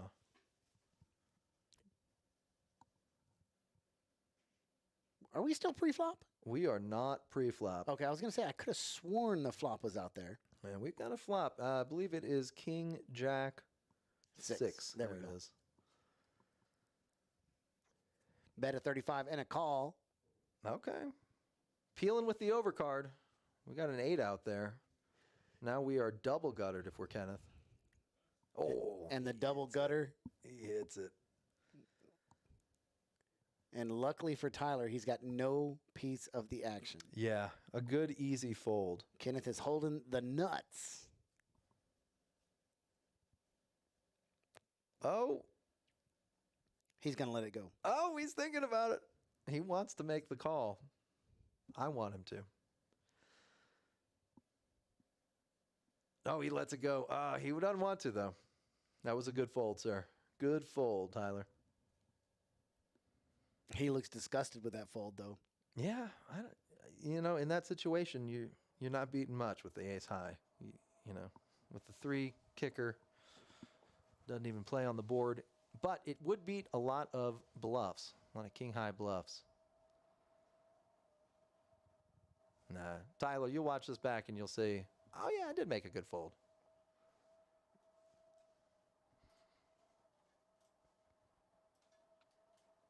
So we still do have a list for this game. Of course, nobody's getting up from it.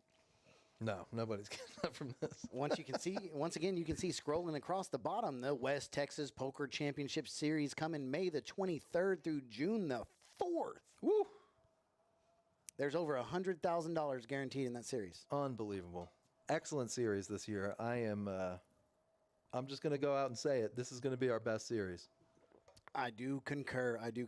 If you've been out and in Kojaks lately, you've noticed a ton of new faces. Yep. A ton of new members. I want to say our member count this year, we're up something with new members, up 1,000 something members. Unbelievable. Yeah, it feels like every time I'm in here, I see somebody else signing their membership form. Absolutely. We are a private members only club. 3 full tables running right now. Flop comes out, Jack of Hearts, 7 of Hearts, 10 of Clubs. Oh, look at this, Kenneth flopping the world.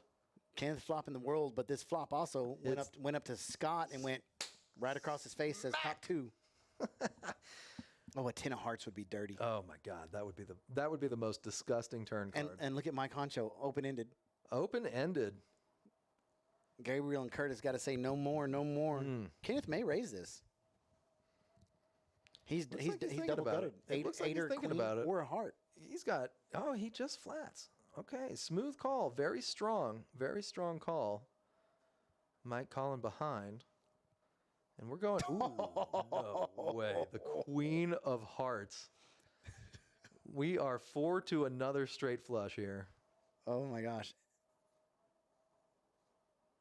Oh, my gosh. Come on, 10 of hearts. Scott's looking for a jack or a 10. Come on, 10 of hearts. That's what we need. Oh, my gosh. That's what we need here. We need the 10 of hearts right now. Oh, and an ace. Man, the ace. That may have saved Scott. I think it did. Because a king or a 9 or 2 hearts beats him. He's going to lay this down. This is unfortunately, and you see him shake his head. Unfortunately for him, that's just a bad run out. Yep. He did everything he could there, and the cards are in the muck. Made a good fold. You got to pat yourself on the back for the good folds as well as the good pots that you drag in. You know how when you watch those movies like Varsity Blues? Oh, yeah. Fucking 10. Yeah, I would love to hang out with Scott in high school. I bet he was a troublemaker. Oh, man. Sometimes you can just see it. Sometimes you can just see it. I promise you can see it there. Yep. I bet Charlie was a troublemaker in high school, too. No, I was not. I was not Straight allowed A's? to be. Oh, 100%. Yes. Really? Yes. Okay, Well, a that's- couple B's tossed in there. But you're making up for lost time then. Yeah, I enjoyed calculus and those. I'm a nerd. Okay. I made A's in those classes. History, I didn't care about it then, so I didn't study for it. Yeah. Same with me. Except without the calculus. My calculus teacher actually hated me. Oh. He would take off more for my wrong answers than he would for anybody else in the class. Woody's got what did Zach call pocket jacks? The Jackal Jacks. Jackal jacks. Zach, what did you call pocket jacks? Let's see, we got the Juicy J's. Juicy J's. Flop comes out 9-8-4, 2 spades. Got to look good to jacks. Mm-hmm. Got to look okay to Chris. Chris is probably feeling pretty good with that gutter ball. And Curtis hits a 4. He's calling with his 4. Yeah, he ain't going anywhere. It's hard to make a pair. That's why it's so hard to play against Curtis. Zach says he calls them fish hooks. Yeah. Oh, fish hooks. I said, There it is. Mike Honcho coming back in. Coming back in. Sitting back down. Oh, wait. Got to roll out a little. My wife just bought me one of those shirts he's wearing. Okay. It's a Whataburger shirt. they sell them up at Academy. Very cool. Very incognito. I wouldn't have guessed. Turn card is There's 10. the 10. That's exactly what Chris was looking That's for. the 10. The 10 of doom. And it gives Woody open-ended. Joining us in the booth is Mr. Josh Dent. Josh, we have seen royal flushes. We've seen second, just so you know, Scott, on the hand that Curtis hit the royal flush, Scott folded kings full of queens. That's it. He folded kings full of queens. He had king, queen in his hand. There were 2 kings on the board and a queen. There was also an ace, and he said he thought he was folding against the ace king. Look at this. Straight Woody, on. Woody with a jack straight. Oh, that's disgusting. That is disgusting. Chris up to a queen straight. I guess you call that straight to a queen and straight to a jack, technically. So oh my gosh, that's black and green chips. Oh, Woody. No. Woody. Chris has no choice but to shove. He says all in, and if it's more than that bet of $325, Oh, he bet 325. yeah, he says I call him. Woody says, oh, I've got a couple more behind. Oh, man, that sucks to feel like that. Woody thinks he's got the nuts. Well, now he's got to be scared that he ran into the flush. That might save him That's if true. it's more chips. So it's 383. He bet. $50, though. I don't think he's getting away from it. Yeah, you can't fold for 50. So he kind of set himself in this trap by betting that much. Uh-huh. Value owned, as they say.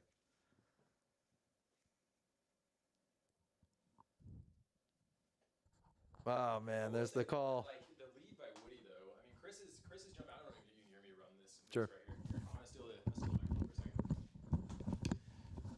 So talking about the play from Chris though in this spot. So I mean, Woody leads there. Chris quickly shoves all in. Did he not take the time to consider that there was a flush on the board? I mean, so he just put himself on the queen high being good the whole way. Yeah, he didn't. I don't even think he considered that. Because And it happened so fast. Push call or push all. yeah. So I didn't see the action on the flop or the turn, but based on what you saw, would you have in Chris's spot? Now, granted, we can see the cards, so It's you know, easier for playing us. it back, like it's harder for us to say, well, this is what we would put them on or not, because we can put them on their exact hand, right? But based on the action on the flop and turn, would you have considered that Woody was value betting a flush? No, because at that point in time, there was $500 in the pot. Woody was firing the whole way. So Woody was betting flop and turn. Yeah, Woody raised pre-flop, bet the flop, and bet the turn. Okay. Yeah, because just looking at the action on the river, I mean, I walked in halfway through the river hand, right?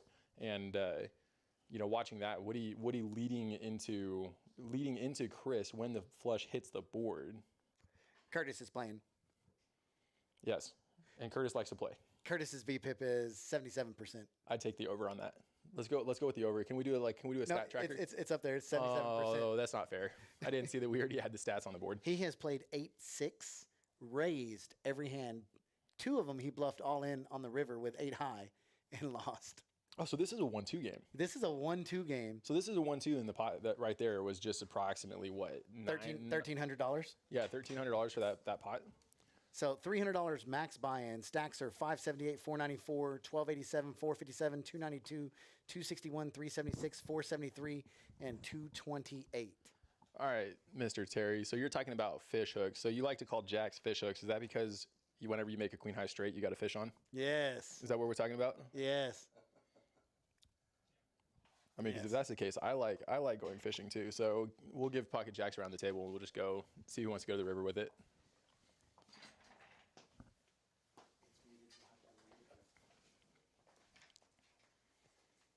All right, so moving into this pot, just kind of looking at this. So we've got the initial raiser. I'm trying to figure out who the initial raiser is. But Woody with his ace king offsuit is going to 3-bet it to 112. Curtis with his suited connectors on the 3-4. Now, this is a great place to have those suited connectors against that ace-king. Be better against a paired hand, so you could suck out maximum suckage. I mean, But the problem is Woody's got the diamond, the ace of diamonds. it is kind of awkward talking about suckage. But anyways, so the thing Only is, with though, the- is like at what point do you really say that 50 big blinds is worth 3-4 suited, though? Well, when you're Curtis and you're up buku amounts, You playing any 2 cards. Now, Woody with the, he's got top pair. I don't see, Curtis can't hold on there. No, it would be, especially when Woody shoves into him. Right, because there's no other move. You can only call.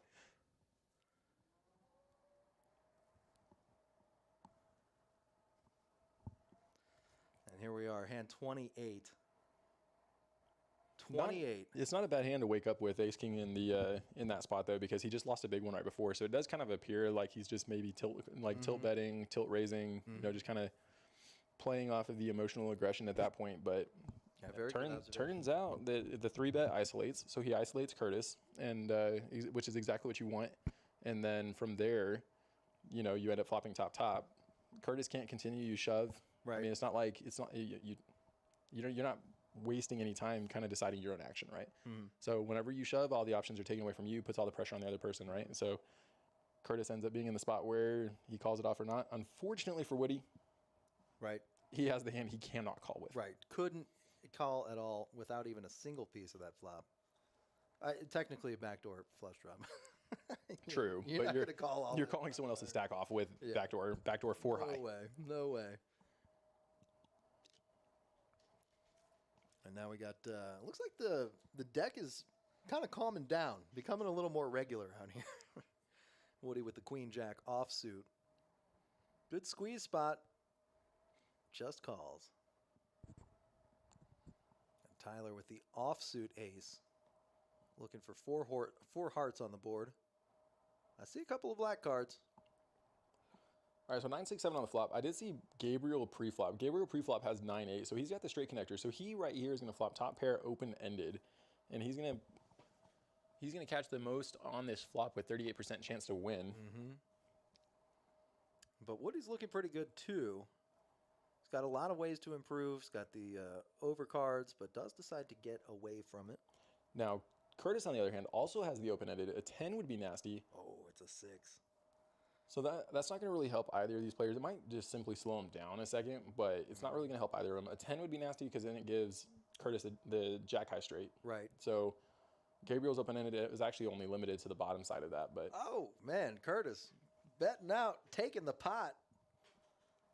well, that's one of the things about Curtis too, is that he likes to capitalize on what he perceives as other people's weakness. So Right.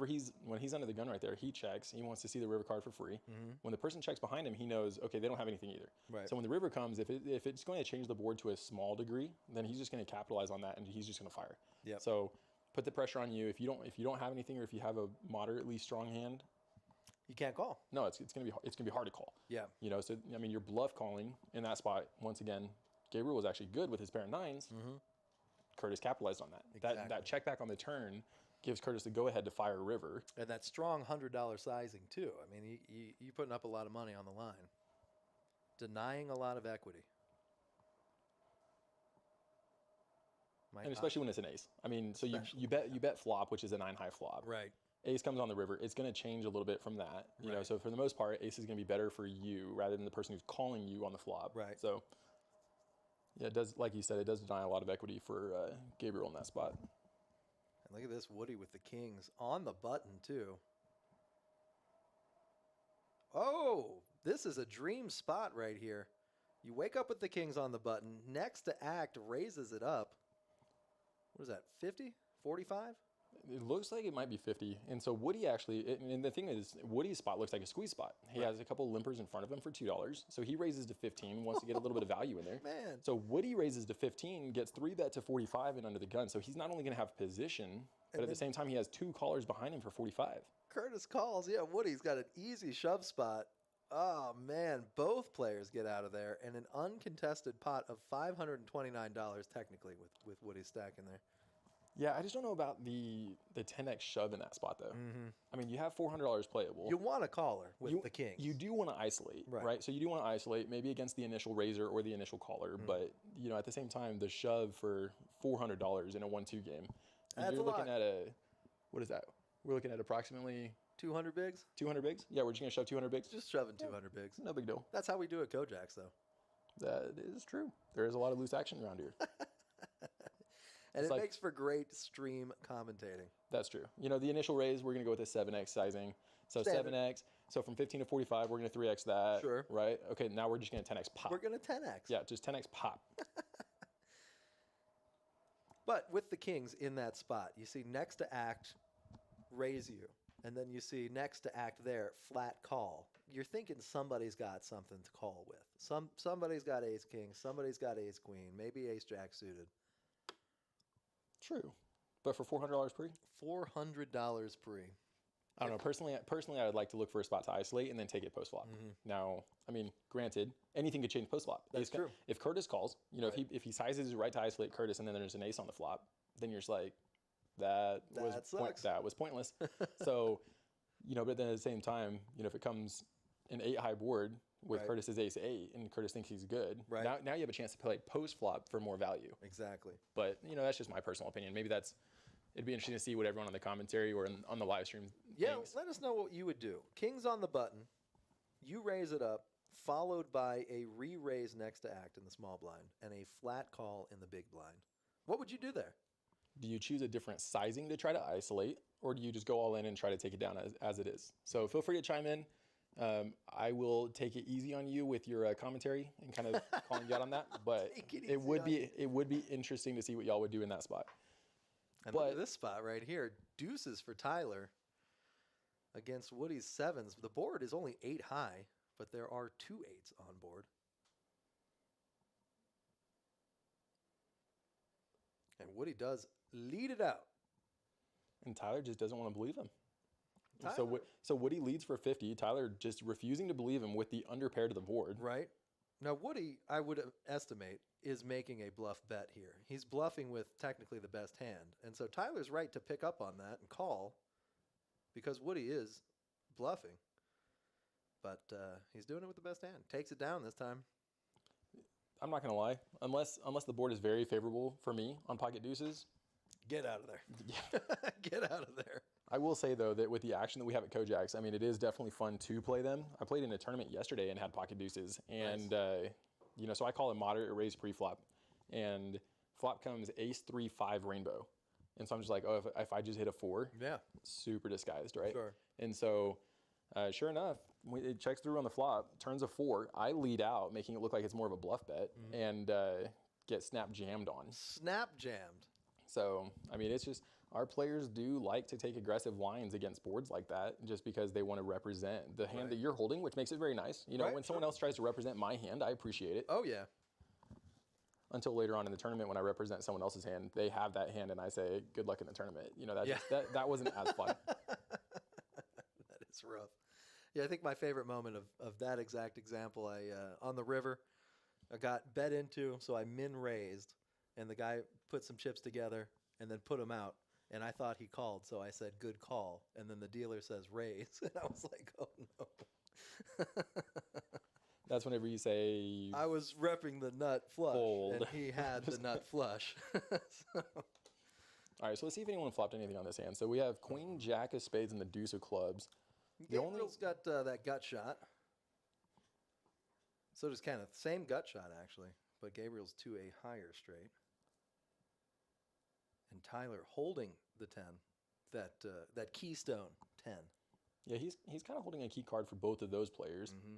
Unfortunately for him, it's going to be hard to improve his hand without also making someone else's much better than his.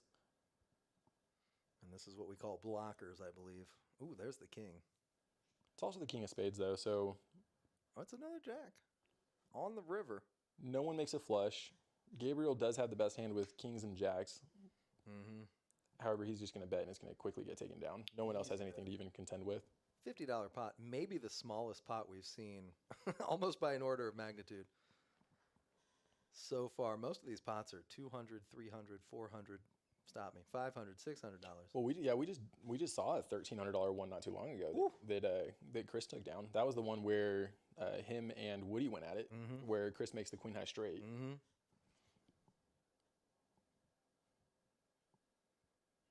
And just like that, 30 hands out of the way. Unbelievable. These dealers are really fast. Josh, what is it like to deal that quickly? I don't know anything else. That's it. That's it. I have one speed. I have one speed. Actually, that is true. Talking to you, I do know you have one speed, and it is math. I've always joked with the players whenever I sit down on a shorthanded table during a tournament. You know, they always talk about how quickly the blinds are coming around, and I always ask them like, "Do you want me to slow down?" Yeah. And I mean, because I don't know how. You know, Right, it's just right. well, and the other thing too, though, is that our players like to see as many hands as possible. And you know, when you're paying for time, or when you're in a tournament and those blinds are increasing rapidly, Exactly. you want as many hands per hour as you can possibly get. So I do try to give that to the members and give them that benefit that whenever they're playing at my table, they're going to see as many hands as possible. Yeah, it's good for everybody. It's good for the house, good for the players, good for you. Mike looking at the fish hooks, as we call them. Woody decides not to bluff with the 7 deuce seated. Or as some very popular streamers like to call them, jiggities. Jiggities? Won't name any names. No. That was just a cough. Just a cough. That was actually just a cough. I'm almost willing to like buy 3 free hours for someone on the chat if they'll just go ahead and call out who that streamer was. Who coined that? Let us know. Let us know. We'll hook you up with 3 hours. You know what? I'll do that. I'll pay 3 free hours for whoever comments back and says who coined the term jiggities. How much money could you win with 3 hours at the table? Well, I played for 4 hours the other day and won over 800. So I mean, technically 3 hours. unlimited. Yeah. So it's. I mean, it just. Yeah, just let us know. Easy question. Who coined the term pocket jiggities or just jiggities? Popular streamer, vlogger in the poker sphere. Now you're giving away too much information. Okay, sorry. All right. about So that. speaking about jacks, though. I'll do half of it then. Okay, no. So speaking about pocket jacks, he just Look at flops this. middle set. Just flopping middle set. Gabriel, though, got the gut shot to Broadway. So Yeah, so Gabriel did get shot to Broadway. Curtis is going to turn a pair. Not going to be good for him if he decides to take an aggressive line with that. Yeah, definitely not in that spot. But it's also kind of a scary board too, right? I mean, there are 2 clubs on there. So what is Mike going to do if it comes like 10 of clubs? Right. You know, it's just Oh, it's an ace instead. He boats up, so this is an easy decision. it's definitely much easier than any of the other cards that could have come out. Now you wonder, and you could someone bet be calling into? you with ace 3, ace jack, ace 8? I mean, there are hands that possibly could beat you there, but Sure. at the same time, I do feel pretty comfortable with. With jacks full. Yeah, it's a relatively strong hand in that spot. Relatively strong hand, yeah. And Curtis does make the call with his pair of 8s, a non-believer there. And just like that, you see Curtis truly not locking down any of his chips. Really just having a good time. He's there to gamble. He's giving action. A fan favorite, as they say.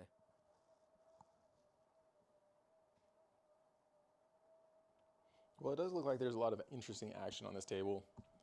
A lot of interesting players, a lot of interesting play styles. Does lead to the action.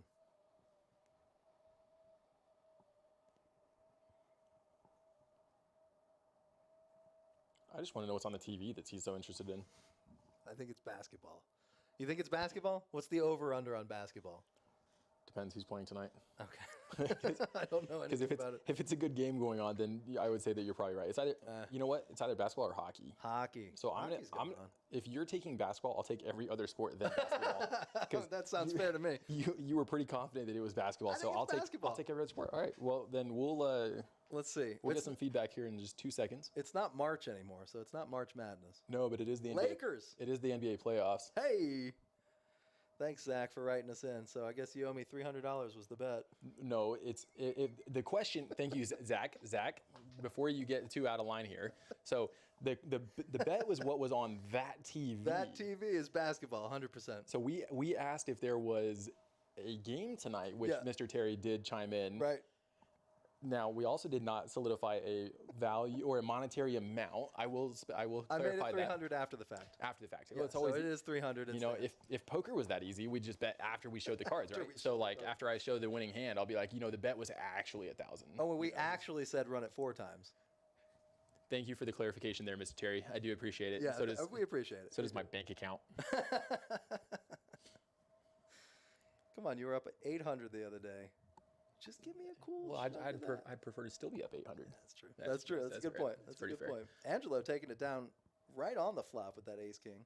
All right, I'll be back in like 2 minutes. I gotta go check to see if this Go is a check and basketball see, game. and then bring that $300 back to me if it is basketball. Got a tornado moving through the studio right now. And we are on hand 34. I am so excited to see Josh come back. He's going to say it's basketball. Look, I see his head shaking on the walk of shame back to the booth. He's going to tell me it's not basketball, but I know it's basketball. And he's not, notice how quiet he's being. He hasn't said anything yet. He hasn't said anything yet. So Woody does have 9-5 offsuit. It's going to be interesting to see how he plays It's this going to be interesting to see that. while he's watching the Lakers game. $300. I'll take it. Cash App. I'll take Bitcoin. Oh, unfortunately, my Cash App just got shut down. So did my Zelle, Venmo, and bank account. So I don't. Oh, wow. So Curtis, however, Curtis now wakes up with Jiggities, decides he's just going to go for the all-in. Yeah, by the way, speaking of jiggities, we haven't seen any entries into who coined that term. Nope, not yet. Zach is willing to state what's on the TV so I can lose money, but he's not willing to win 3 hours. So Curtis with the pocket jacks. Be interesting to see if he gets a call out of this. It will likely not get called. He almost open shoves. 3-bet shove, in my estimation. Chris has a pretty good contender, but the way Curtis has been running so far, I don't think many people are going to call. Oh, making a liar out of me. Love that. Come on, let's get it, Chris. Not quite a flip, though.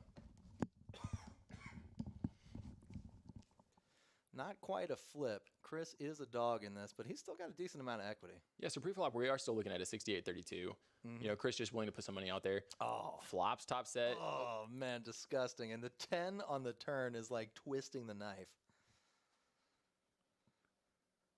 And from all the other hands I saw pre-flop, it didn't look like anyone else would have been able to really contend with him then.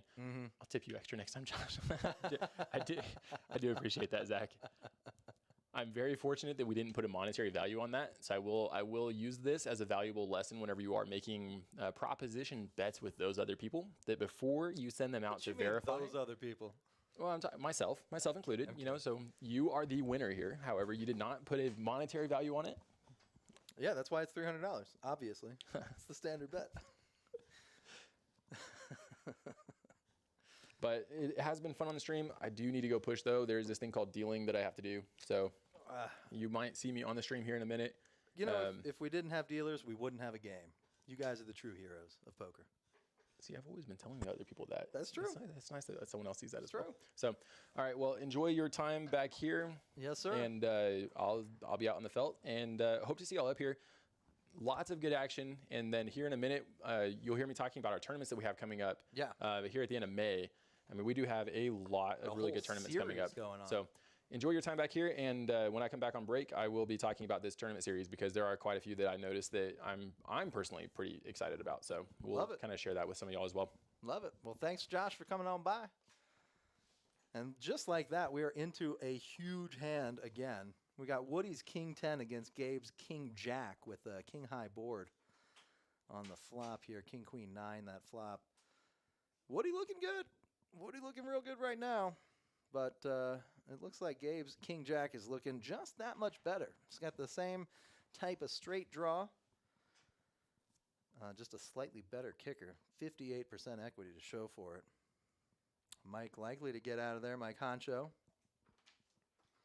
And we're back. We got another visitor. It's always nice.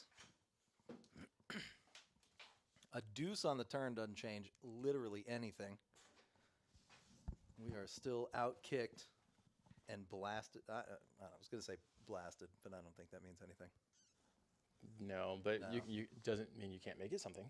Let's make it happen. We're taking blasted to the streets.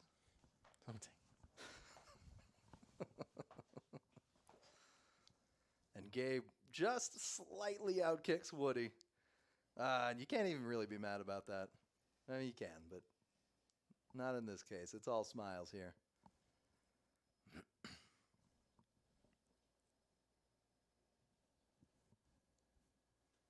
Ended up pulling some weight and just came back to the commentary booth. Love it. You gonna Welcome back. Oh, thank you. It's good to be back. Yeah. Yeah, we missed you. I will say that. All of us, me and Zach both. Me and Zach, we all missed you. We all did. Yeah, help yourself to if you don't want the energy. We got water in here, too. Oh, I usually drink enough energy to power a small engine. I believe that. This man is all go. I think you and Charlie are the two, like, and I mean this in a very complimentary way, the two most type A personalities that I've ever met. Oh yeah. Yeah, I think that's a good thing. It's a very good, strong indicator of success.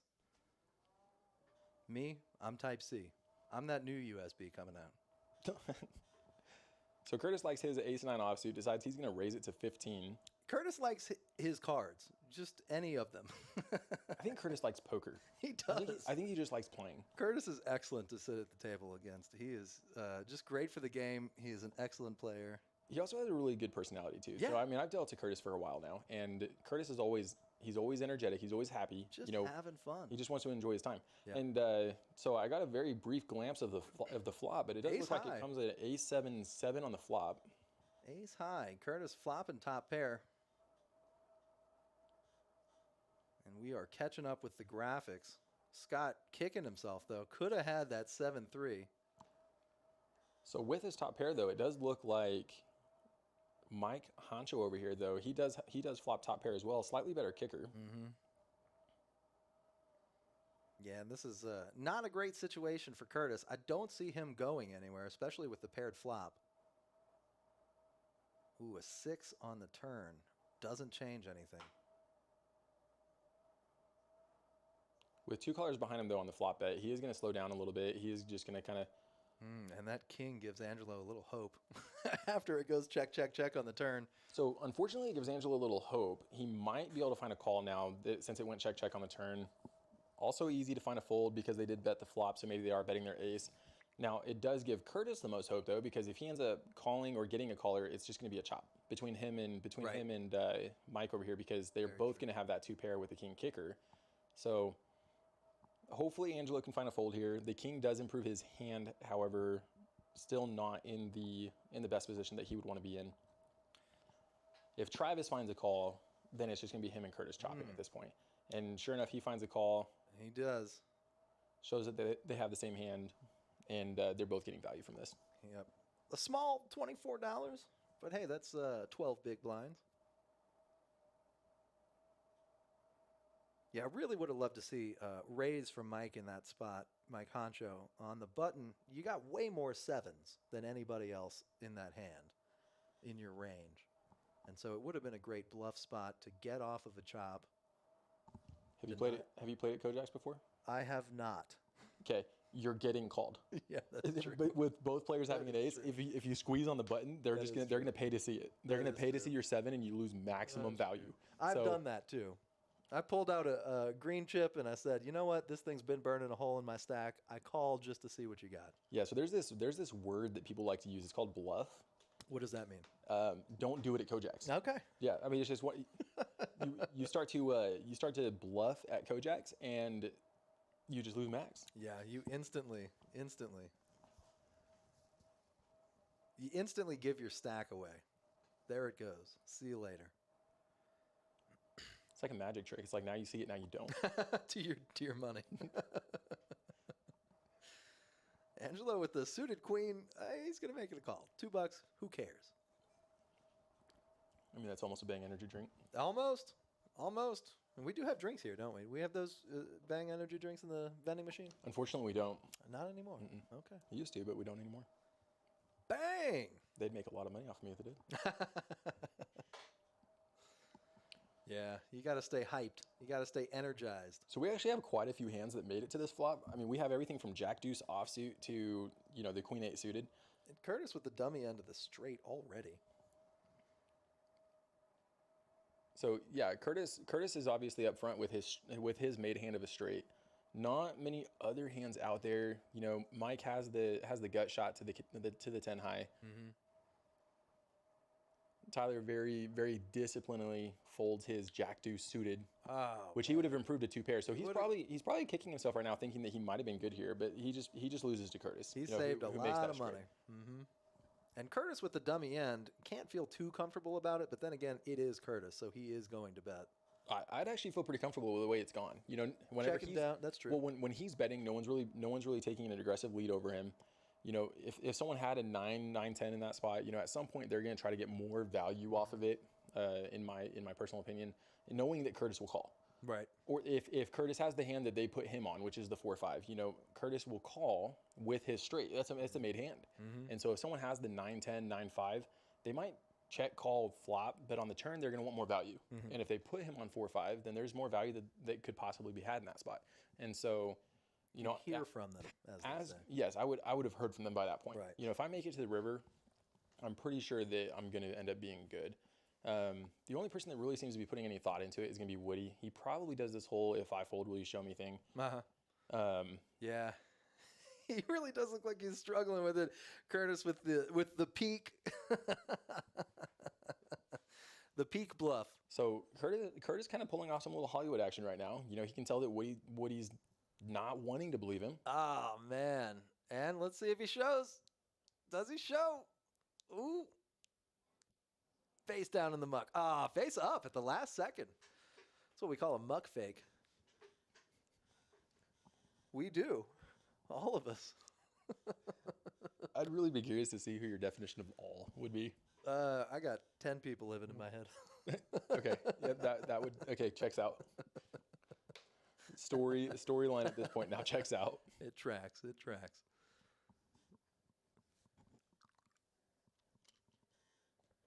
And Zach playing an online tourney. Hope you're doing well, man. Hope you're doing all right. Couldn't make it out to Kojak's. He's playing daddy today. Oh, I see. We all said, bring the kids. I support staying at home with the kids. We got Josh here as a babysitter. He's an excellent babysitter. I mean, I have 5 of my own at my house. Exactly. Why do you think I work so much? All right, so pocket pairs are going around pretty well. Pocket kings are going around. Look at this. We've had Chris, had pocket jacks twice. This is the second time I've seen pocket kings in the last 30 minutes. So I mean, lots of pocket pairs making it around the table. And a reasonable 3-bet to 30 here. Yeah, so we, you know, it was initially raised to 12. So we have a 6x there. We have a slightly under 3x. You know, so it looks like Chris is trying to isolate. He wants to isolate and play post. I don't think it's going to isolate too much, though. Angelo with that suited jack, if it's good for 2, it's good for 30. Yeah, well, the challenge, though, is that when Curtis calls, now he starts to price in the other players. So, you know, it's just interesting to see. And then we got 2 spades on the flop. Kenneth holding 2 spades. Yeah, so now Kenneth is going to have that flush draw to go along with it. So that's the thing, is that Kenneth got the world. A pair, a flush draw, a gut shot. And he's the one that gets priced in. See, that's the challenge with that bet sizing, is that when it starts to price those people in, it's going to bring in some of those drawing hands once the flop comes out. And so, Zach, 2.5x above average stack. Love to see that, man. Hey, take it to the final table and show him what's up. Good luck, buddy. All right, so this is actually looking really good for Kenneth right now. So Kenneth now has 2 pair and a flush draw. 2 pair. On a 10 high board. So boat draw, flush draw. I think straight draw too. Yeah, right. No, not a straight draw. He misses all the draws, but still has 2 pairs. Still has the best hand. Oh, look at this. And see, that's the thing, is that even on a queen high board, it's you're looking at pocket kings, and you wondering what the people are calling you with. You know, the draws miss. Right. Is this a bluff? You know, it's from just a missed draw. I mean, based on pre-flop and flop action, the only thing you could really wonder is, do they have 7-9? But then they're calling the flop bet with a gutter ball for the 6. Yeah, there's no way. I mean, then that's kind of what he's thinking. He's trying to put Kenneth on a hand, trying to figure out what he beats. But on a queen high board, it's going to be interesting to see if Chris is able to get away from this. And Kenneth's shove size, you know, he only bets 238. So Chris is looking at 238 essentially to win almost 800. He's getting almost 4-1. Wow, and it looks like he made the call. He's disappointed.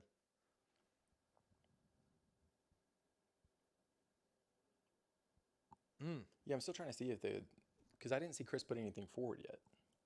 I didn't either. So maybe he decided to fold, and Kenneth, just being a gentleman, decided to show that he hadn't beat. Well, the dealer's counting out the chips. It looks like maybe he did announce call. He must have verbalized it. Yeah, he must have verbalized it. Yeah, and there it goes. The chips go forward. So he does end up making the call in that spot, only to be shown that he is beat by 2 pair. So what happened here was he called, and then after the fact established how much money it was. Kind of like our basketball bet, where after the fact we established it was $300 that you owe me. Sorry, you're breaking up. I have bad cell phone reception in here. New phone, who does?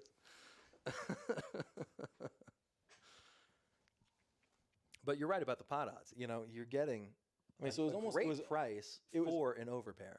Yeah, so I mean, so it was roughly what, $230 or so into a $780 pot. I mean, so you're getting almost 4 to 1. So, I mean, obviously slightly less than that. I'm not going to do the exact math off the top of my head right there, but you know, you're getting slightly less than 4 to 1, and you have the overpair to the board. You know, so even if you put them on maybe pocket jacks or anything like that, I mean, you beat jacks, you beat some of those missed draws that happen.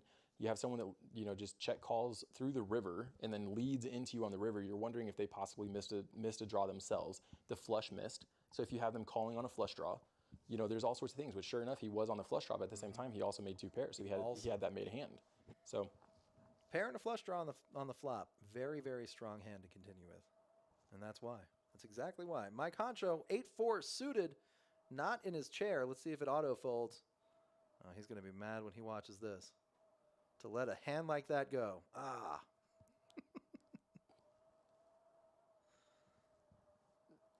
Chris with the ace 10. We got a couple of ace 10s out here. We got all 4 aces pre-flop. What do you think the odds are of hitting an ace on the flop? I think at this point we would shut the stream down. Okay. Yeah. So, I mean, if we're looking at these hands, you know, Tyler has ace 4, Woody has ace deuce, and then we have Scott and Chris both holding ace 10. If we see an ace on the flop, I think the stream just cuts out. Just cuts out. Magically. Shut it down. A big pot already. Pre-flop, $140. Looks like almost everyone had something to play with, Yeah. or that they thought that they could play with. Yeah, that queen 6 a little sus. Same with the jack 3 on Curtis's hand. 8-6-5. 8-6-5. A little magic to be made here. So it looks like Kenneth just flops the best of it at the moment with his queen 6 suited. At the mo. Mm-hmm. Tyler has a gut shot, so if a 7 comes, he's got the 8 high straight. Tyler makes the call for $10. Infinite pot odds right there. I mean, I could probably limit it. I mean, if you're looking for a 7, you've got approximately 16%. So there, I mean, it's not infinite. You're looking at approximately 16%, but it's close. Close. I think anything over 15 to 1 pot odds is basically infinite at that point. And now going into the river, you know, he could catch any. Well, I was gonna say any Look at ace, but this. we already know the ace is not coming. We would shut it down. So Jack on the river, I don't believe that doesn't change anything. Kenneth's still having the best hand. He's gonna lead. Yeah, he's got. Little does he know he's value betting with the best hand, with a pair of 6s. Mm-hmm. So he's taking the aggressive action from the flop and just getting the calls behind him. He decides he's going to continue that on the river. But when he watches back, he's just going to realize he was value betting with the best hand. Yeah, real small value bet too. Very, very small value bet. No flushes possible. Only a handful of straights possible. I think he could have gone for more, but it looks like nobody's calling, so maybe not. Well, but that's the thing, though, is I think that's what you would term more of like a bluff line. He's denying equity by betting. It'd be interesting to kind of go and ask him right now if he believed his 6 was good, if he was more bluffing on the river. He did take the aggressive line from the start, and so maybe he just decided to continue it and just see if he could get everyone to fold. And so that's what I'm saying is he's value betting with the best hand, is that he thinks he's bluffing, he thinks he's denying equity, but at the same time, he just has the best hand. And so it's just kind of interesting to be put in those spots. Michael Stott says he is on his way. Hey, Michael. If I was at home watching this stream too, I'd be on my way. I'd be on every wait list in the books. Yeah, sign up for that wait list, Michael, while you're at it. Make sure you get a seat when you're here. Poker Atlas, excellent. I downloaded the app last week. It took me that long. And it's a great app. It's a great app, but you can also call up to Kojak too and just kind of see what we have available. I mean, I answer phone calls all the time, and it's an opportunity to just kind of see, are the seats open, what games do we have running, just all of those things as well. But yes, Poker Atlas, very handy. Very handy. Tyler decides he is not going to continue with 7 deuce offsuit. Interesting play right there. Must be new year, new him. Decides he's going to tighten his range up a little bit. Curtis almost undoubtedly coming along here. Oh, yeah, a 3-bet. A 3-bet to 35 with the 10-6 offsuit.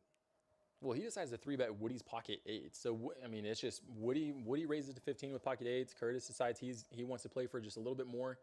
Kenneth with the ace 5 offsuit, which personally I like to eliminate those smaller aces out of my range just because it does put you in spots post flop. Especially from the blind. You know, you're going to be acting first or second. True. So what happens? I mean, it's just ace five. I mean, some of those smaller connecting hands like that, it does put you in spots post flop whenever you flop a part of it, Right. but not enough to continue. Exactly. Right. And so it does put a lot of interesting spots. Woody now being the one put in the spot where he's got $20 to call. He does have the best hand pre. Whether or not he can pick up on that, decides Yeah, that's tough. it looks like he just calls though. Makes the call. We're off to a $110 pot. Now, Kenneth's hand is a great candidate for that 4-bet bluff. You're blocking the aces. You know, you got a good. Oh, Good way. Tyler. All right, so I'm going to keep track of this exact moment on the stream Okay. because Tyler would have flopped a boat Ah, with his 7 deuce. 7 deuce. So if he decided he was going to get out of line with one time. One just time, that would have been it. all you have to do is get out of line one time, and then you have Woody betting $100 into you. And Curtis in the pot, ready to call. Man, that's it. Kenneth looks like he does want to continue, but decides not to.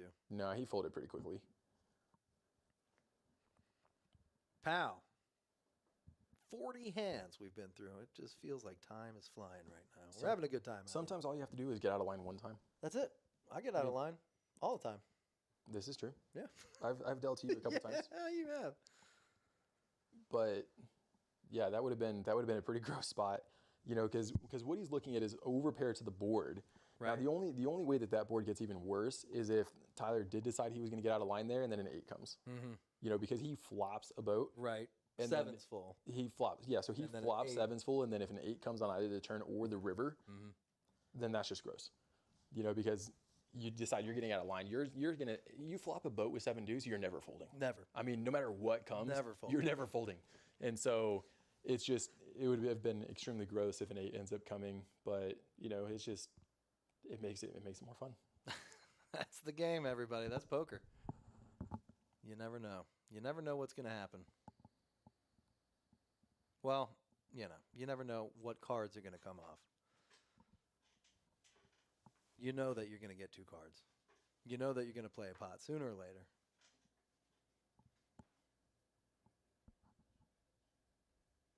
And here we go. This is going to be a big one. I can feel it. I can feel it. I'm thinking. All right, so if you're thinking this one's going to be kings, you think kings are going to come out. So I'll give you Somebody's got kings. kings. So if you think it's going to be a big one, you think someone has kings and over under on 400. You'll take the over on that? For the pot size? Yeah. Over under on 400. Ooh, I'll take the. That's tough because 400's right. That's You said it was going to be a big one. I think it's going to be a big one, but I don't know if it's going to be 400 big. This is a 1-2 game. Yeah, but if you look at all the other hands, it's been 658, 1140, 500, It is 563. at Kojak's. All right, so let's just see if pocket kings come. Let's see. This is looking good for me with Kenneth having king deuce and king 5 being out. I That's think right. There are still 2 kings left. I could technically. you ended up getting lucky with not taking that bet because I am liking this king 7. Yeah, kings are out. Yeah, kings are out. No kings. All right, I'll go the under. Oh, well, it's too late now. Now that you're seeing everyone folding. That's okay. We can establish after the fact. All right, so checks. All right, Gabriel ends up just checking it around. We're gonna have 4 players going to the flop on this one. So we're gonna start with $8 in the pot. We'll see how big this one ends up getting. 4, 7, 6. Ooh. This is going to be a big one, but for very different reasons than I So thought. Gabriel was yeah, going so straight. Gabriel ends up flopping it. Now here's the thing too, though, is that Chris has a gut shot to the 9 high. And the backdoor hearts. Ah, man, I really wanted that 3 to be a heart. I thought it was. Well, but at the same time, though, Chris makes a straight. So Chris now makes the 7 high straight. So his playing 9-5 pre. He ends up betting it. He's going to bet $15. Gabriel has the actual nuts. 8 high. Yeah, so he has the actual nuts. So this might actually end up being that big one you were talking about because here comes Chris. Look at this. Chris is going to bet his 7 high. 50. Now, I would like to see possibly just a limp here because you're not really facing much. He is going to raise to 150. 150. Yeah, Chris is not going anywhere. Look at this. It looks like he should have taken the over. I should have taken the over. I knew it was going to be a big one, though. I called it. Yeah, because look, Gabriel goes all in. Wow, 408, 916. So you owe me another $300. I took the over after all. All right, we're going to rewind this stream about 30 seconds. Because I think because in the span of 30 seconds, we went from an $8 pot to a $1,000 pot. Unbelievable. At a 1-2 game, mind you. Yeah, I feel like betting with me is like playing poker with Big Daddy, that kid in Big Daddy. No, betting with you is like playing roulette. Yeah, that's true too. Unbelievable. Gabe taking down a huge pot. Not the biggest pot of the night, but still massive. This might be top 2, I believe. Well, but these pot sizes are just exploding though. Yes. I mean, because like I said, we went into the pot four-handed, $8. Yes. Four-handed, $8 in the pot, and next thing you know, whenever it comes down to it, whenever the dust settles, we have a $1,000 pot. Yeah, we 100x'd that pot, and then we added more to it. And the two hands that made it that way, 8-5 and 9-5. So you have 8-5 suited and 9-5 suited, and next thing you know, there's a $1,000 pot going down. Just like you said, though, you're going to get out of line one time. Well, that's not really getting out of line, though. It's a gross run out is what it is. I mean, so for $2, it's hard to get out of line for $2. When someone raises $30 pre-flop and you're calling with 7 deuce, you're looking to get out of line. You're looking to start some trouble. However, at the same time, whenever you're just playing $2, and that's why, I mean, it's one of the things that can be dangerous about a 1-2 game. It's $2. What's $2? $2. I mean, so for $2, you're gonna play 9-5 suited. Right. You know, you have flush draw, you have a suited 3-gapper. Play 8-5 suited. So you're playing a suited 3-gapper pre. You end up flopping an open ended. You drill it on the turn. You think? But you're behind the whole way. Yeah, exactly. I mean, the only thing you're hoping to catch at that point, the only way, and it could have gone the other way. If an 8 comes, now you've got the big end of it. Right. And you know, Gabriel's over here. He flopped it, but then when the 8 comes, now he's way behind. Mm-hmm. So, I mean, poker can be just gross. So for $2, I wouldn't really even say Chris was getting out of line. It's just he had a wide range on that, playing the suited 3-gapper, and it's just a gross run out. It's a fair point. And now look at this. Gabe not only drags a giant pot, has the button next hand. Let's see if he keeps the streak alive. What's the over-under on Gabe's raise? 15? On Gabe's raise right now, Yeah. I'll take the under. You'll take the under on 15. That he raises to dang. Okay. looks like, well, never mind. I'm glad I took the under because Tyler went. He's ahead, out. Tyler went ahead and made it for me. And here we go with more suited connectors. This time of the 3-4 variant. 3-4 against the 7-5. And Jack 10 offsuit under oh the gun. my! So this is actually Woody's the one that 3-bet pre. So Woody 3-bet pre and Tyler called, and he 3-bet with 7-5 and ends up flopping trip man. 5s and open ended. And open ended. Tyler, I think was that technically a double gutter? He's open ended also. Yeah, so he can hit a deuce or a 7. So deuce or a 7 is what Tyler's looking for. If a 7 comes, he's gonna. He really does not want a 7 to come because that's gonna end up making Woody's full house.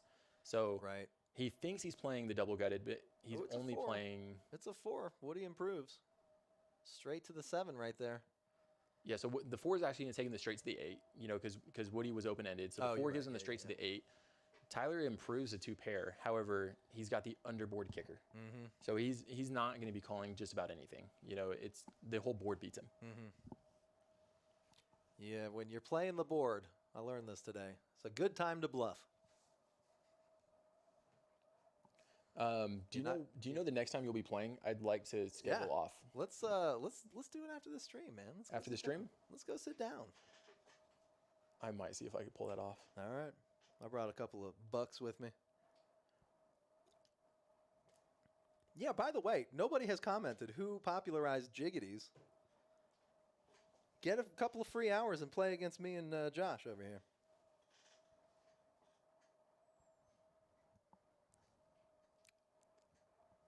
I like it. I like it. I mean, just Okay. I saw that sick smile on his face. I don't know what he's smiling about. Evil intentions. He's thinking all of my money is now. Wait, all of your money is now my money. Sure, we can go with that. Yeah, that's what he's thinking. It's all in play. Whenever I play, it's all in play. That's it. Speaking of being in play, we have a new contender to the table. It looks like Joey's going to be sitting down. Joey's coming on in. Ooh, Angela with AK. Just smooth calls. Interesting smooth call from the hijack. Now, here's another one of those squeeze spots, except Kenneth on the button does look down at pocket 10s. So he decides he wants to play for 60. So far, everyone very quick to get out of the way. Angelo probably coming along with his ace-king. Yeah, this is a juicy game right here. 45 to call for Angelo. Let's see if he makes the call or decides to 4-bet it.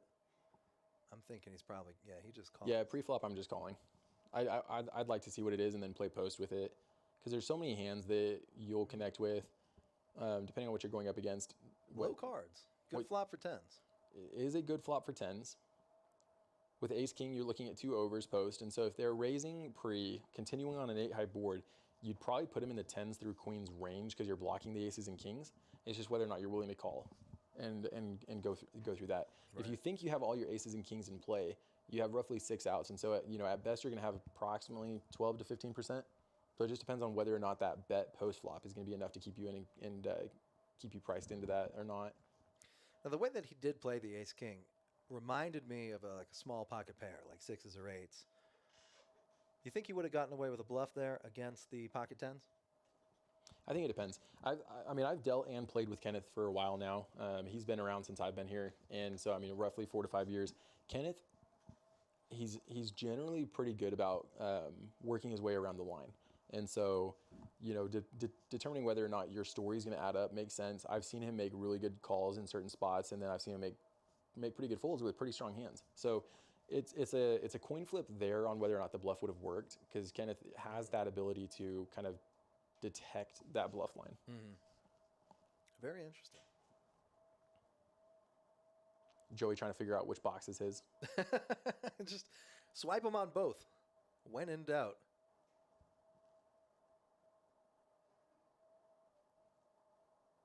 I saw Charlie just for a split second.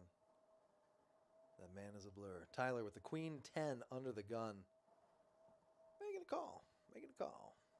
Scott with the queen deuce in the small blind. Making the call. Got some fair hands right here, but only a $10 pot. Let's see how big this one gets. Ooh, queen jack hits top pair. Yeah, so Travis is going to flop top pair here. As far as looking at other made hands, no one else is really going to flop much. Tyler does have the gut shot 9. 9 would make him the queen high straight. 2 of them, we see that 2 of them are out, but it makes it something that he can continue with. It's one of those challenging things though on a 1-2 game whenever you have 6 players that call $2 pre, is that it's hard to put people on ranges and try to determine what you're going up against. Yes. So ooh, a 10. Just like that, Tyler is going to improve. He's got a pair, but he is way behind. He is way behind here, because even if he catches a queen, Travis is still going to have the better 2 pair on him. 6 is not going to change much. It's going to go check, check pretty quick on the river, and Travis is just going to quickly take it down. But all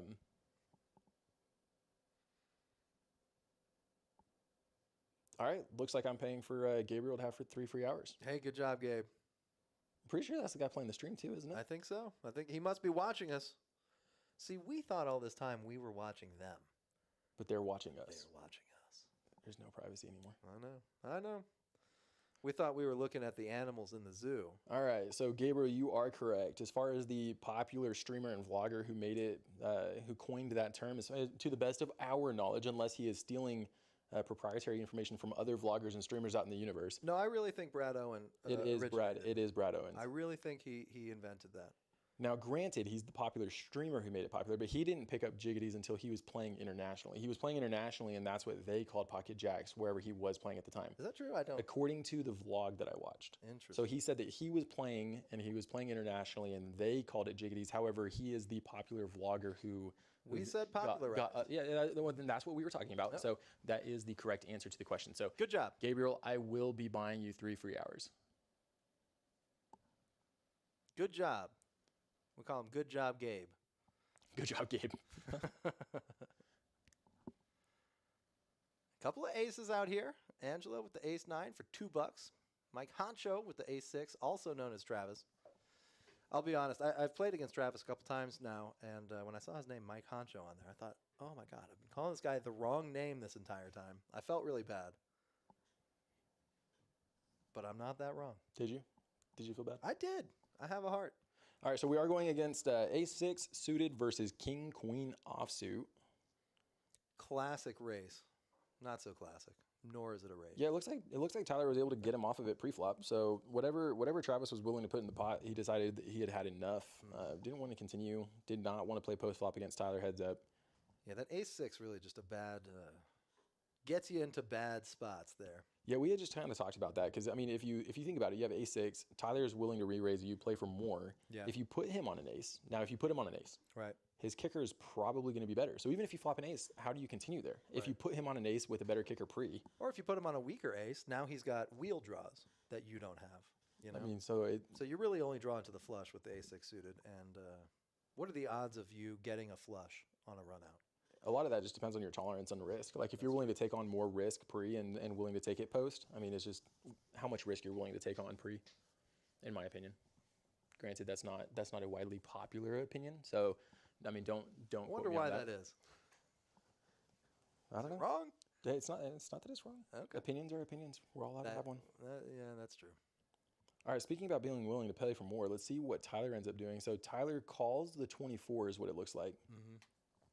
One of my favorite TV shows growing up. 24 was excellent. Old Jack Bauer storming those terrorists.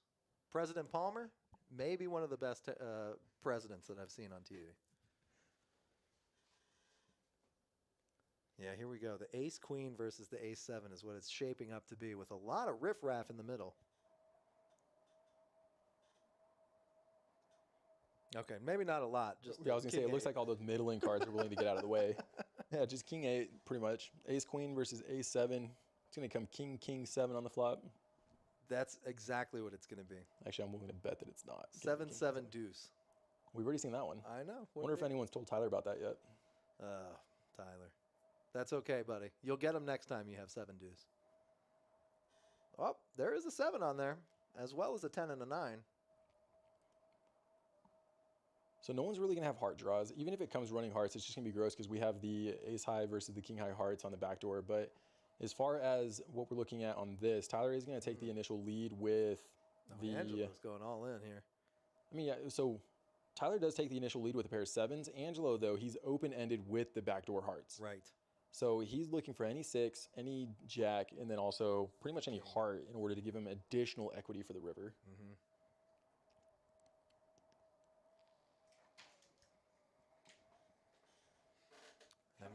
Have we seen any more big hands? There's been quite a few. We just saw a $1,000 pot that started off $8 going into the flop. Exactly. I even made a comment about that prior to the hand starting. You know, our lovely friend over here, he did comment and say he thought it was going to be a big one. And so It's true. I ended up trying to make a bet with him on it. And I said, you know, over under around 400. He ends up not taking it, and then it ends up being a $1,000 pot. So he lost a chance to make easy money. But what it ended up being was we had 4 people going into it pre-flop. So our pot is only $8, and Gabriel flops an 8 high straight, and Chris flops the open-ended and turns the 7 high straight. So hard to see there. They get it all in on the turn, and the only card that would have helped him was the 8. If an 8 comes, then Chris has the 9 high. Otherwise, Gabriel takes it down with 8 high. Unbelievable. Unbelievable. Can't believe it's been almost 50 hands already. We've been going crazy. What's going on with that series we got? Oh, yeah. So the series coming up. So the series coming up is going to start May 23rd. So that's not, I mean, not very long. 2 but more weeks. There is, so when you're looking at the guarantees, there is over $100,000 guaranteed throughout the series. I love the sound of that. And we have everything from your frenzies. So we have $50 frenzies that's guaranteed to have lots of rebuys and re-enters into that one. We have the popular Texas stack. You know, a lot of our players like buying in and having that deeper stack to start with. That is true. And then we're introducing our mystery bounty. Okay. So those are always fun. You know, we had a staff-only mystery bounty a couple years ago, and I ended up getting a watch from that. You know, Nice. it was a pretty cool watch too. But you know, so we'll have mystery bounties. We'll have $100 rebuys, freeze outs, the deep stack, PLO, round of each Big'O. We'll have basically every variant of poker that you would want to play. And of course, each of them are going to carry their own guarantee. And so if any of those tournaments are something that are going to be interesting for you, then all you have to do is just come in, grab one of these little handouts, We got take a it home million with flyers. you, and then we have plenty of tournaments coming up over the next over the course of about 2 weeks is what it looks like. So over 2 weeks, endless tournaments, lots of guaranteed, lots of money in the prize pools. So feel free to stop through, come pick up one of these, play cash while you're here, and we'll see you at the end of May. Sure thing. Now, is there a point system with this series? Now, actually, let me take a quick Sure. little break. We'll get back to the No, point. so what we need to do What do we is got? we need to clarify with Gabriel that he did not call in a lifeline. Okay. So this was not a phone a friend question. Ah. No, I'm just kidding. I'll pay for it anyways. So I just thought about that though. I was like, did he know the answer to that? Or was it like a phone a friend kind of answer? I didn't see him on the phone. I'll come out and say that. He also stepped out to get a phone charger though. Oh, dang. No, so it's fine. I'm paying We'll for it put anyways. Jack Bauer on the case. So tournament series coming up, lots of guaranteed action. The most of these prize pools are going to be $10,000 and more. So our main event is going to carry a prize or a guaranteed prize pool of $25,000. Several of these tournaments are going to carry a prize pool of $15,000, and then there's a couple middling, but the lowest guarantee is going to be $5,000. So if you like playing tournaments, if you like being able to play different variations of poker, such as the Big O and the Round of Each and things like that, we have that tournament for you. And so if you're interested, you can either stop up here and pick up one of these flyers. Plenty of our players have my number so they can reach out to me, but also you can call up and talk to Kojaks as well. Sure. Check out the website. That flyer, I'm sure, is on there. Probably is. Probably. So yeah, lots of options to see what kind of tournaments we have coming up.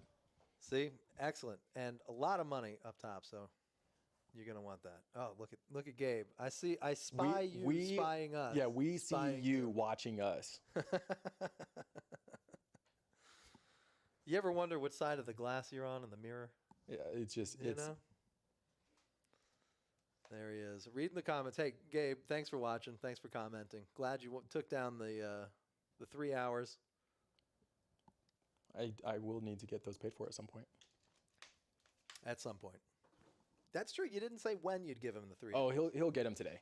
I'll definitely give him today. If it is the Gabriel that is playing on the stream, which I'm pretty positive it is. I'm really good with first names. I'm really good with faces, but last names kind of eludes That's me at true. times. But I will get that paid for today.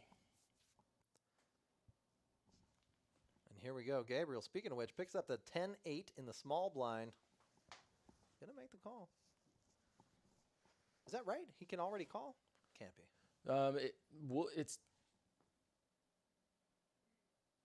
yes. It's He's also what it not looks small like. blind. Either way, what it looks like is that we're going to go around to Joey. Joey has the ace-5 suited. He is going to decide that he wants to play for $12. So he raises it up to 12, gets a couple callers behind him. Scott with pocket sevens, Gabriel with his 10-8. Flops 10-8 just flops on to the pair with it. flop. However, there is 3 hearts on the board, so that's going to slow him down pretty drastically whenever you have top 2 pair, but there are 3 hearts. And Scott's the only one holding a heart, but he's got the 7. Yeah, so how confident Yikes. can you feel holding the 7 high hearts right there? Probably So not. Well, unless you get a 9 of hearts. Yeah, so Joey was the pre-flop aggressor. He's going to decide to kind of switch his bet up a little bit. Bets 12. He's going to downsize it a little bit to 11. Gabriel, of course, he does what I would do. I don't imagine being able to fold in that spot, even with 3 hearts on the board. Scott decides he's going to continue along as well. Maybe he does like his 7 high hearts. I don't see him necessarily being aggressive with it, but at the same time, I see him being willing to maybe check call in that spot. Does pick up a little value. He is technically open-ended. Any 9, any 4. Sure. Gabriel, though, drawn to the boat. Let's see if he hits the boat. I'm thinking it's an 8. Ah, it's a deuce. Deuce of hearts. Deuce of hearts. Very important suit right there. Scott Now- with the best hand. Yes. And That checks around easy. yeah. He does have showdown value, so there's no real need to try to bet it there. And Joey V, unfortunately, your suited ace just got mogged. It was in 3rd place. He had a pair of, Technically third place, and he had a that's pair of true. 5s too with it, but he was in 3rd place. The eternal optimist. I love it. Oh, I don't deal in emotions. I just deal facts. I spit facts and deal fire. That is true. And we got Chris here, our tech guru. Usually, looks like he's sitting down in the dealer chair right now. I wonder who we've got on the tablet and the action tracker then. Nobody. There's no graphics up. That must mean nobody's in there. I'm kidding. There's no hand. They have the door closed. I can't see. Okay. It's solid investigative work. It was about as much effort as I was willing to do in order to look into that. That sounds about right. You know what, though? To your credit, I didn't even get out of my chair or move it. So Yeah, I got out of my chair to go see if it was basketball playing. So you put all these props and questions out into the universe, and then just have other people do your work for you. Exactly. I see how this plays out. The puppet master. Well played, of sir. small stupid things. Well played. By the way, you still owe me $300 for that. All right, so moving on. So Travis looking at his king jack. So he is going to open it up to $10. So he opens for 10. I think this is about the 5th time I've seen Woody with pocket 8s. Pocket 8s, pocket kings, I think are the two most common hands that we've seen all night. Tyler decides it's time to vacate his seat. See if we have a new contender coming in to. Tyler's getting out of there. Interesting stuff right there. Tyler, unfortunately, leaves down. Or did he move? No, that's not him. Oh, yeah, he just moved seats. Okay, he moved. Prior to moving, though, it does look like Woody puts in a 3-bet, is what it looks like. Could be wrong. Still waiting on the action tracker. Yep, so he does put the 3-bet in for 30. Standard 3X. Gabe with the suited ace is going to make the call out of the small blind. Kenneth with the ace jack. Ooh, jack high flop. 2 clubs. Nobody holding clubs. So there are 2 clubs out there. Queen, jack, 7.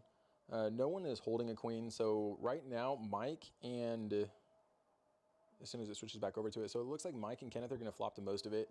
Of course, Kenneth with his ace jack is going to be in the lead here. Now, Joey is up and down, so he's got a fair amount of equity, a fair amount of outs to beat both Kenneth and Mike so far. But we'll have to see if he can hit his hand. Angelo, unfortunately, got the worst jack of the 3.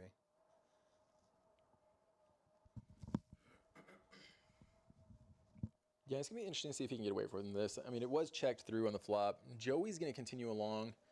He tosses out the call with his open-ended straight. It's always tough in those spots, too, because you have to take out the straight cards that also make the flush, wondering whether or not someone could be betting the flush draw. Very true. Very true. And the river does come out, and it's like Kenneth does bet it. We're waiting to see what it is, though. Nobody's back there. No one knows. No one knows. How will they know? Oh, Oh, it's it does a look like 4. the 4. So it doesn't do anything to the board. Kenneth, so he's betting his jack, ends up getting Mike Honcho to, is that accurate? Joey's all in? Did Joey go all in on that? It looks like Joey went in on that. I don't see any chips, but his stack is obscured. Maybe if we. Yeah, we're trying to lean we're trying to lean around his head so we can see. I don't think it quite works like that. Might not be my blondest moment I've had, but it definitely was a blonde moment. We are trying to look on the monitor, and apparently it does not. Okay, so there's the angle flip. So it does look like Joey might have gone all in right there on the river.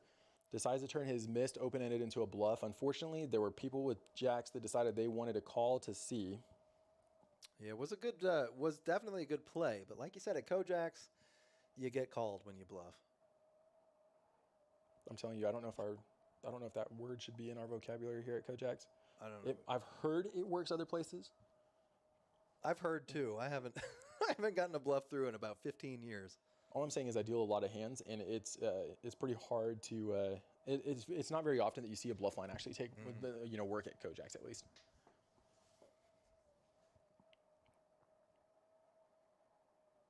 Of course, we exclude the standard C bet. That does seem to work sometimes.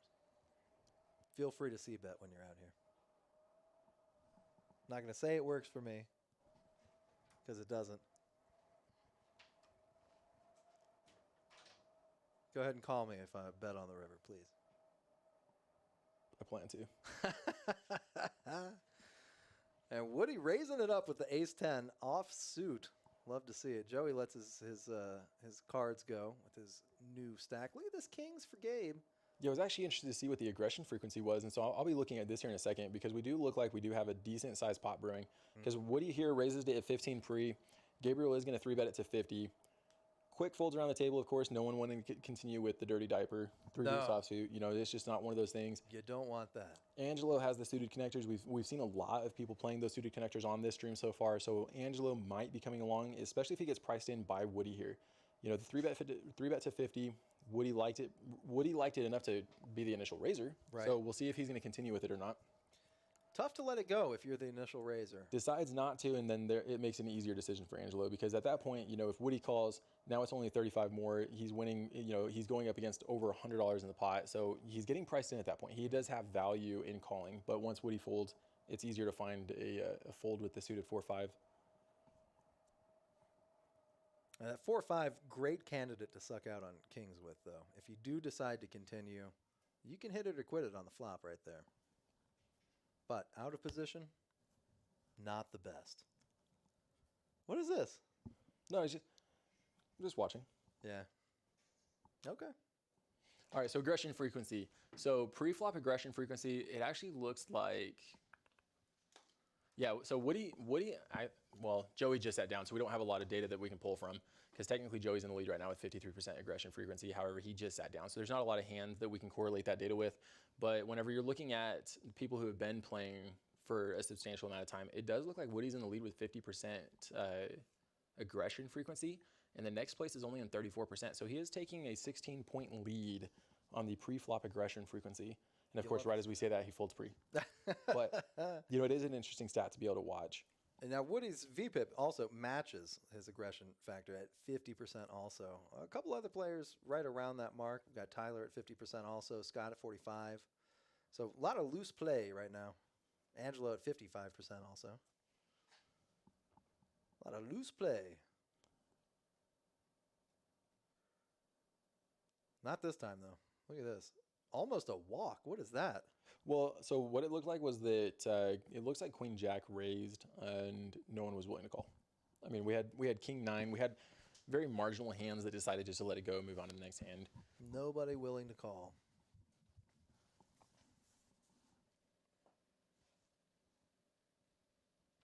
And here we go. 52. Technical guru Chris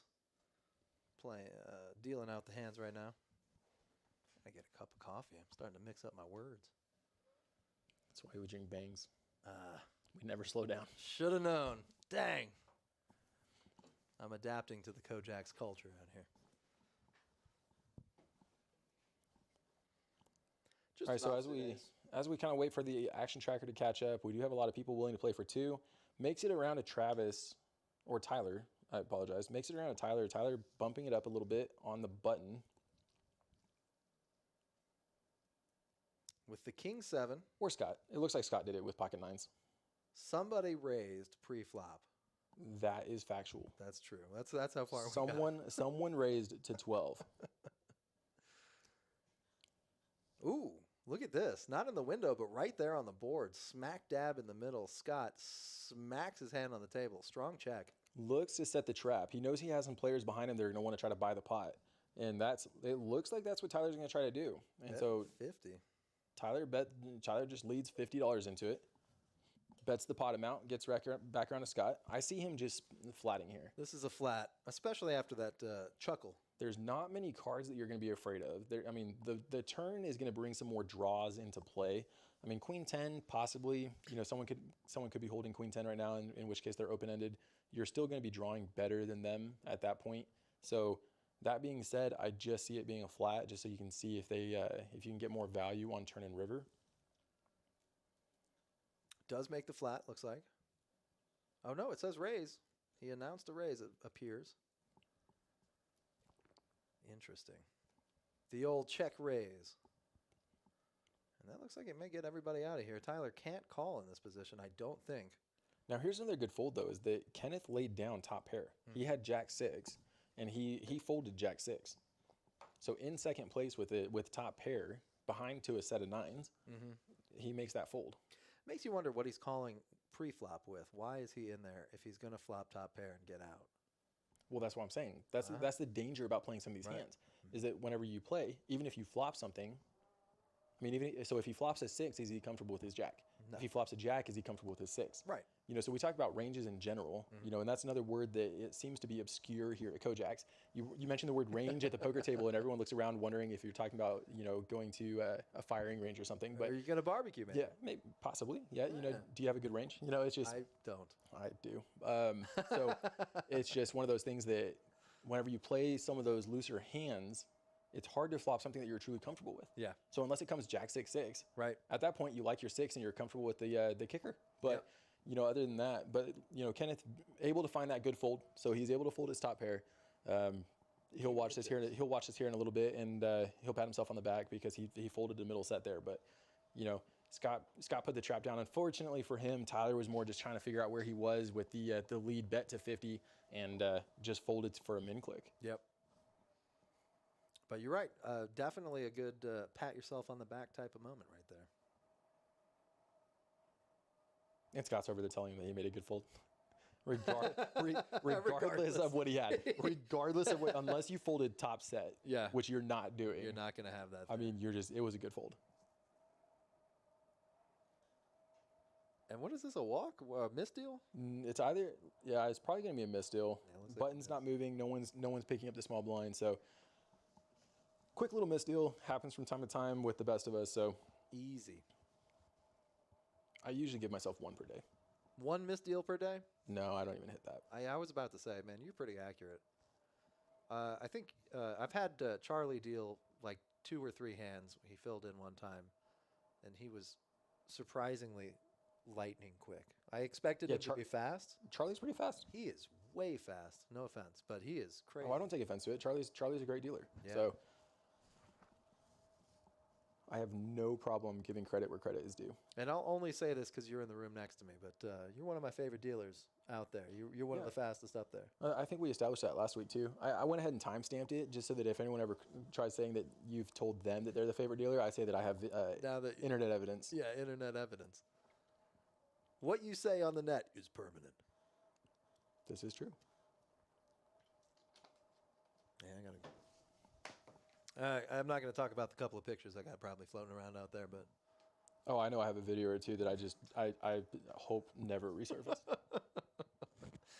College was a wild time. And we did not misdeal again, but we are taking our time with this one. Charlie on screen and in the booth at the same time. Is that the Gabriel that's is that Gabriel Rodriguez? Yeah, the one that we've been talking in the chat. Oh yeah. Okay. He was asking, he goes, man, how can I type in there and they reply instantly? And I said, well, it's all delayed if you're watching the stream, type in live so we can talk. Yeah. Okay. Well, That was me telling him that exact story that you're talking about now. Love it. Love that delay. So there's actually going to be a couple hands come up here in a minute that I'm going to get in the box. okay. That sounds exciting. Oh, yeah. The big hands never stop. So far tonight, that's all I'm saying.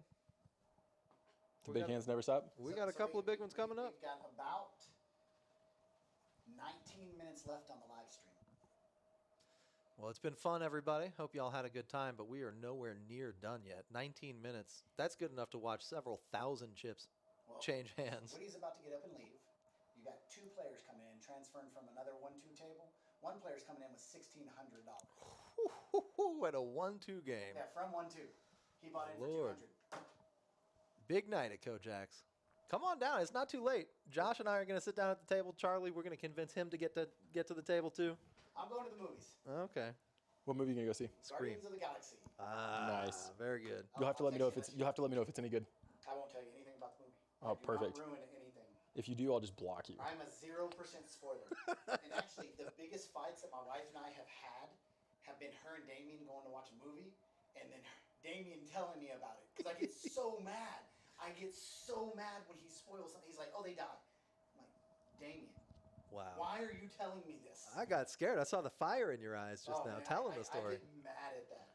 So speaking of which, it looks like we have an all-in and a call. Look at this. Queens. That's not Queens. It's not. Queen That 9. looks like Queen 9. It looks like Queen 9. So we wow, don't- you're right. Yeah, definitely not a face card underneath. My mistake. So unfortunately, we can't see what the holdings are, but we do have Queen 9. I think then he another- gets up from the table, and he's going to take a break. Oh, there it is. So it, Queen 9 and King 9. Oh, no. see, that's just gross. That's disgusting. Vomit. It's almost that Poker Bros shuffle algorithm right there.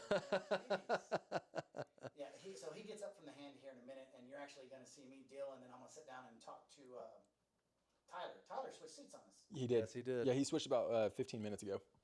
He moved over to about the 3 seat, I believe. He's just left of Kenneth over there.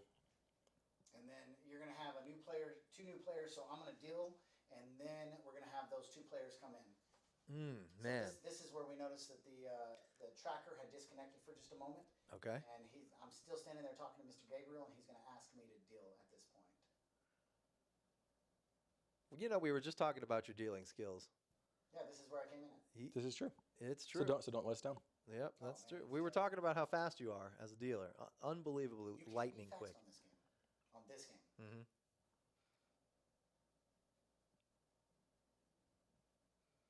Chris with the shuffle. Very, very nice.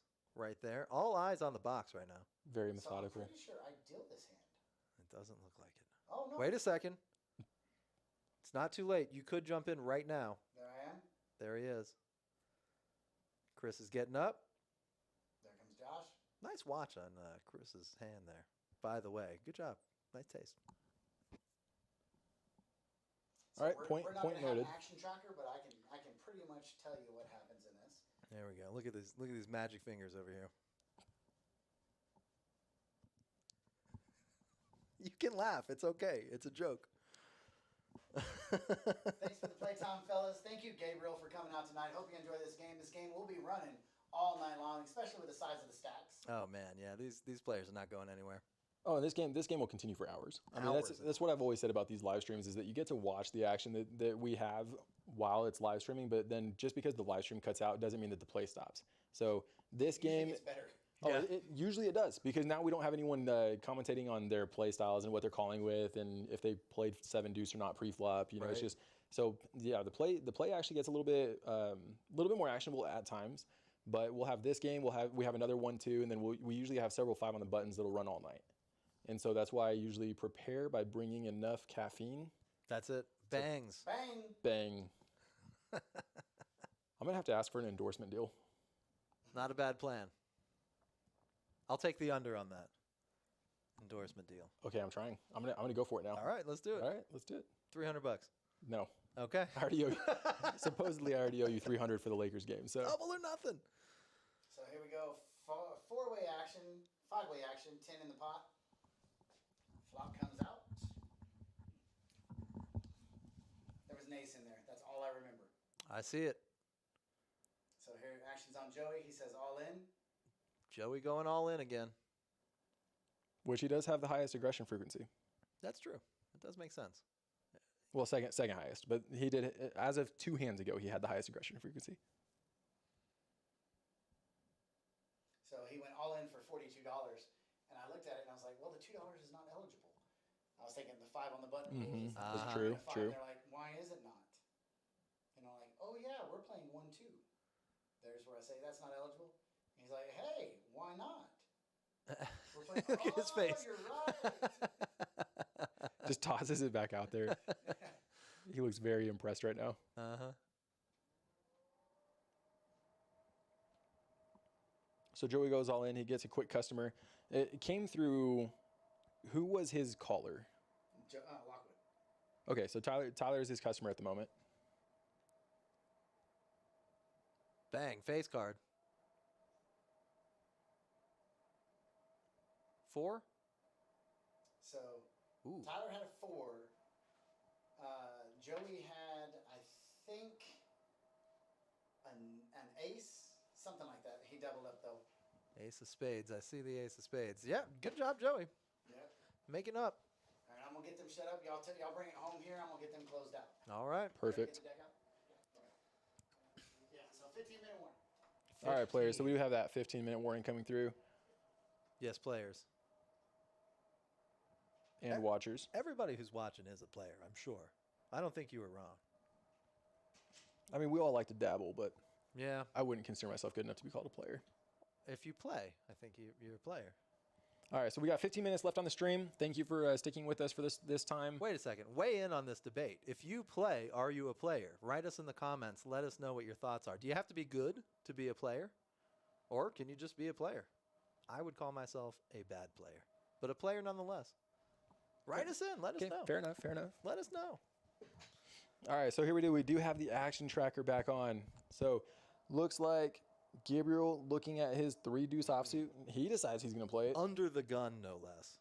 It's a good position. Great position. Joey tying it with that 3-deuce in the small blind. Is he coming along? He called $1. King 9-7. So Andrew's going to take the lead with his king 10. Takes the early lead with the top pair, 10 kicker. Checks around to him, interested to see if he's going to decide to, and he decides to go ahead and bet on that equity. So he puts $10 out there. Scott up and down, not going anywhere.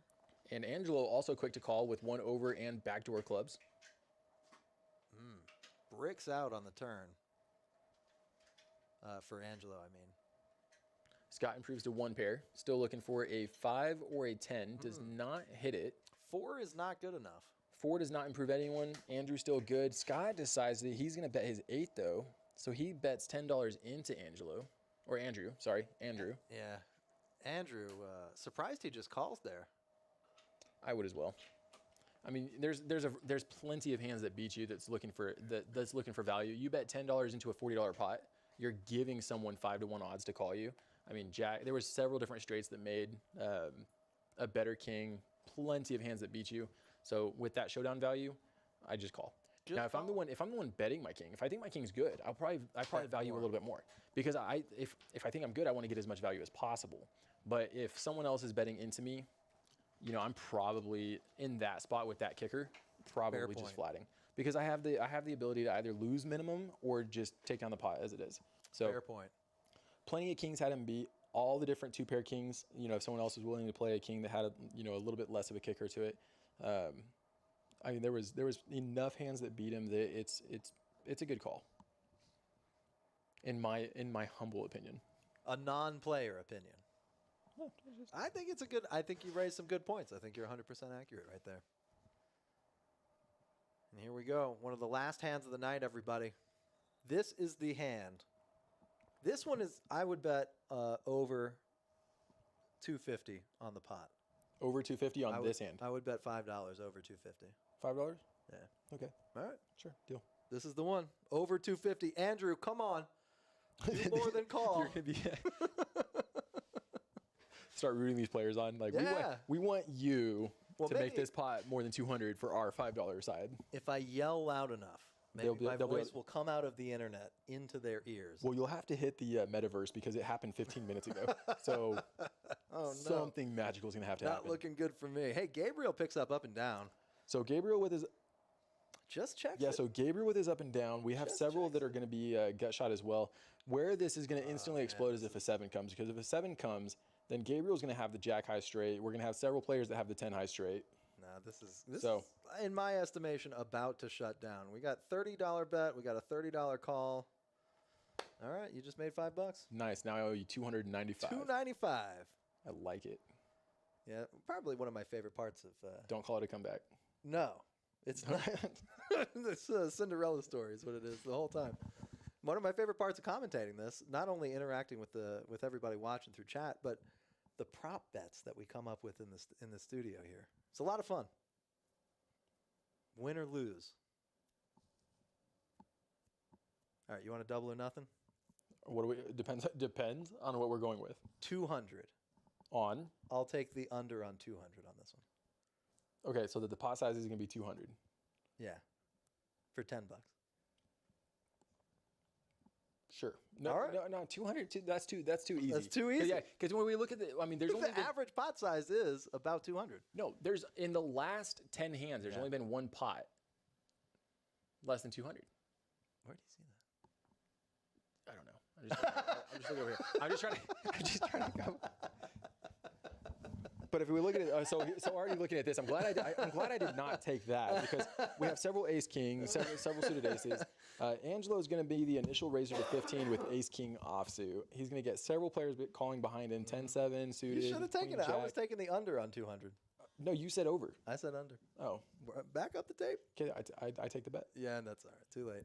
All right. So going into this flop, 10 deuce 6 all hearts, instantly going to slow everyone Everything down down. because. Angelo with the king of hearts, looking at the heart draw, but And then other than that, I mean, Gabriel's going to flop top pair. So he flops top pair, questioning whether or not his 7's a good enough kicker to continue or anything. and So he- now I'm regretting telling you it was too late to take the bet. and now you're regretting it. Yeah, see? So I missed an opportunity, then you missed an opportunity. Yeah, we're about even. I was ahead, then you were ahead, then I'm back ahead.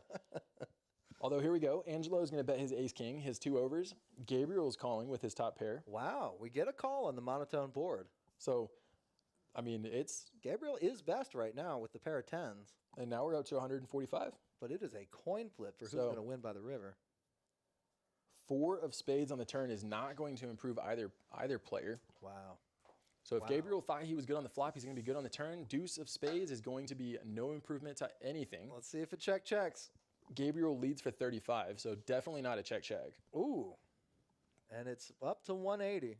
Ace king has got to fold here. I mean, you're pure bluff calling. You have nut no pair. Yes. I mean, there's every hand in the deck beats you right now. You got the king blocker for the hearts, but is that relevant here? I don't think so. I mean, definitely not. I mean, because at that point, I mean, you could have any hearts. If you flop a flush, it's hard to flop a flush. It is. So if you flop a flush, even if it's the 3 high, but he He makes the he call. finds a call. And you should have taken the bet. 215. I'm pretty sure I did. $300 bet. That's what it was. Yeah. So now I'm broken even. I'm pretty sure I did. Oh, man. Hey, it's been a lot of fun with you guys. I'm glad y'all watched. I'm glad y'all had a good time watching us. I hope you had a good time watching us. We had a good time in the booth. Was that the last hand on stream? I guess we'll see. I as don't soon think as- so. I think no, we have 'cause- another 2 hands probably. Yeah, because we'll see Chris switch the cards out when it is time to end the stream. So as of right now, he's still shuffling up those RFID cards, so we are still good. RFID cards, a marvel of technology. Travis over there stroking his picturesque beard. Very picturesque. You can tell he gets it, what do you call that, manicured? No, Shaved? Trimmed, maybe. He does it, It's- and it looks good, though, whatever it is. he's just wishing he could do the same thing with his cards. Scott with the 5-3. Charlie is telling me right now, telepathically, he should play that. Good fold. So Josh new to the stream, yet to play a hand. I just got it. The good fold joke. That was funny. Yeah, you're right. Joey playing the Jack-9. He's probably coming along.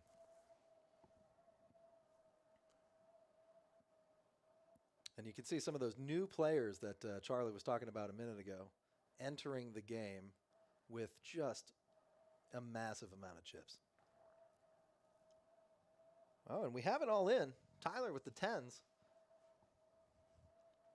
He doesn't even have any real contenders here. King 10, it'd be Yeah. a very loose call. But he was, the initial raiser to 20. Tyler's all in is barely over a 10x. We've seen that several times on the stream. It hasn't been called yet. So, yeah, it's quick fold there from King 10 offsuit. Takes down a small pot.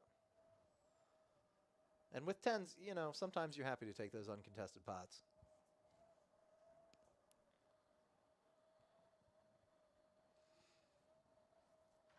And there is the man right there, Chris. Good to see you. Where's the man? Right here. Where? I'm looking at him. Let the record show that at the time George was pointing at Chris. That's true. The record, the camera record over here. We The record show. So we are on official record that George did say Chris was the man. Yeah, we are. We are going to back up the tape, and we're going to keep it on many different forms. Of Oh, media. I have plenty of timestamps. I have plenty of timestamps where I'm labeled as the best dealer in the house, like all sorts of things. That way, it's no longer me saying it; it's other people.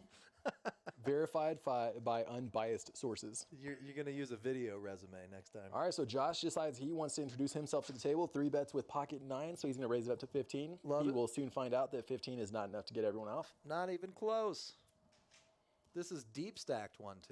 Angelo decided he wants to call. He's blocking that set, so he says, "I'll see you with my over." Scott with Jack 10 suited. He's coming along for 13. Andrew's coming along with King 8. Gotta come along with the Jack 10. Raise to 15. Get 3 colors behind you. We are going 4 ways to the flop. Lovely little 63 in the pot pre. And now when you've got the 9s, you're just worried about everything. Yeah, because then you see Ace King 7 come out, and you're just like, I beat a couple hands. But Beat pocket 8s and pocket 6s. So Andrew flops the best of it with King 8 offsuit. Ace on the board might slow him down. Checks through on the flop. Ooh, that 5 of hearts going to slow it down even more. And no one holding a heart, though. Right. So that's the thing, too. So we use that bluff word. Zach wants to get in on our little over-under bets. So if you took the under, depending on which under you took, if you took the under 250, you would have won. If you took the under 200, you lose. I'm just going to say it. Josh and I both owe you $300 now. So check this river out, though. So Josh rivers is set. So he rivers the best hand, but it's also the 9 of hearts. Right. So, I mean, it's interesting to see what player is going to try to get out of line here. Yeah, But- I can't imagine a bet here, unless it's a bluff bet. I mean, it checked flop, checked turn. Right. So Josh is going to be good with his set of 9s. However, it's going to be hard to feel good with 4 hearts on the board. You can't feel good. Now there's still the 63 that we started with in this pot. So, I mean, speaking like from that factor, any bet that comes out, even if someone is going to get out of line, it's going to still be enough to price Josh in. Now, interestingly, the ace and the king of hearts are already on the board. So, under normal play, you would think, okay, well, somebody is not really holding hearts if both the ace and the king are on there. What are they playing? 5-7 of hearts? 6-7 of hearts? But with the pre-flop action, as loose as it was, anybody could be holding 2 hearts. So pretty good that Josh decides to bet out here. So Josh bets and gets called. Interesting call. Wasn't happy about it. You hear him say that he didn't have a heart. And so he flips over his set of 9s. He's still good, of course, but it was interesting to see him take that bet right there because the only thing that's really going to call him is something that's beating him. Right. Theoretically. Theoretically. Now, I dabble in theories from time to time, and most of the time whenever I'm dabbling in theories, whenever it comes to Kojak's poker, I'm usually wrong. Because you lead there with a set of 9s, hoping that unless someone's holding the queen of hearts, they're going to be folding. And, you're the pre-flop aggressor. You're the one that, Right. That made the pot.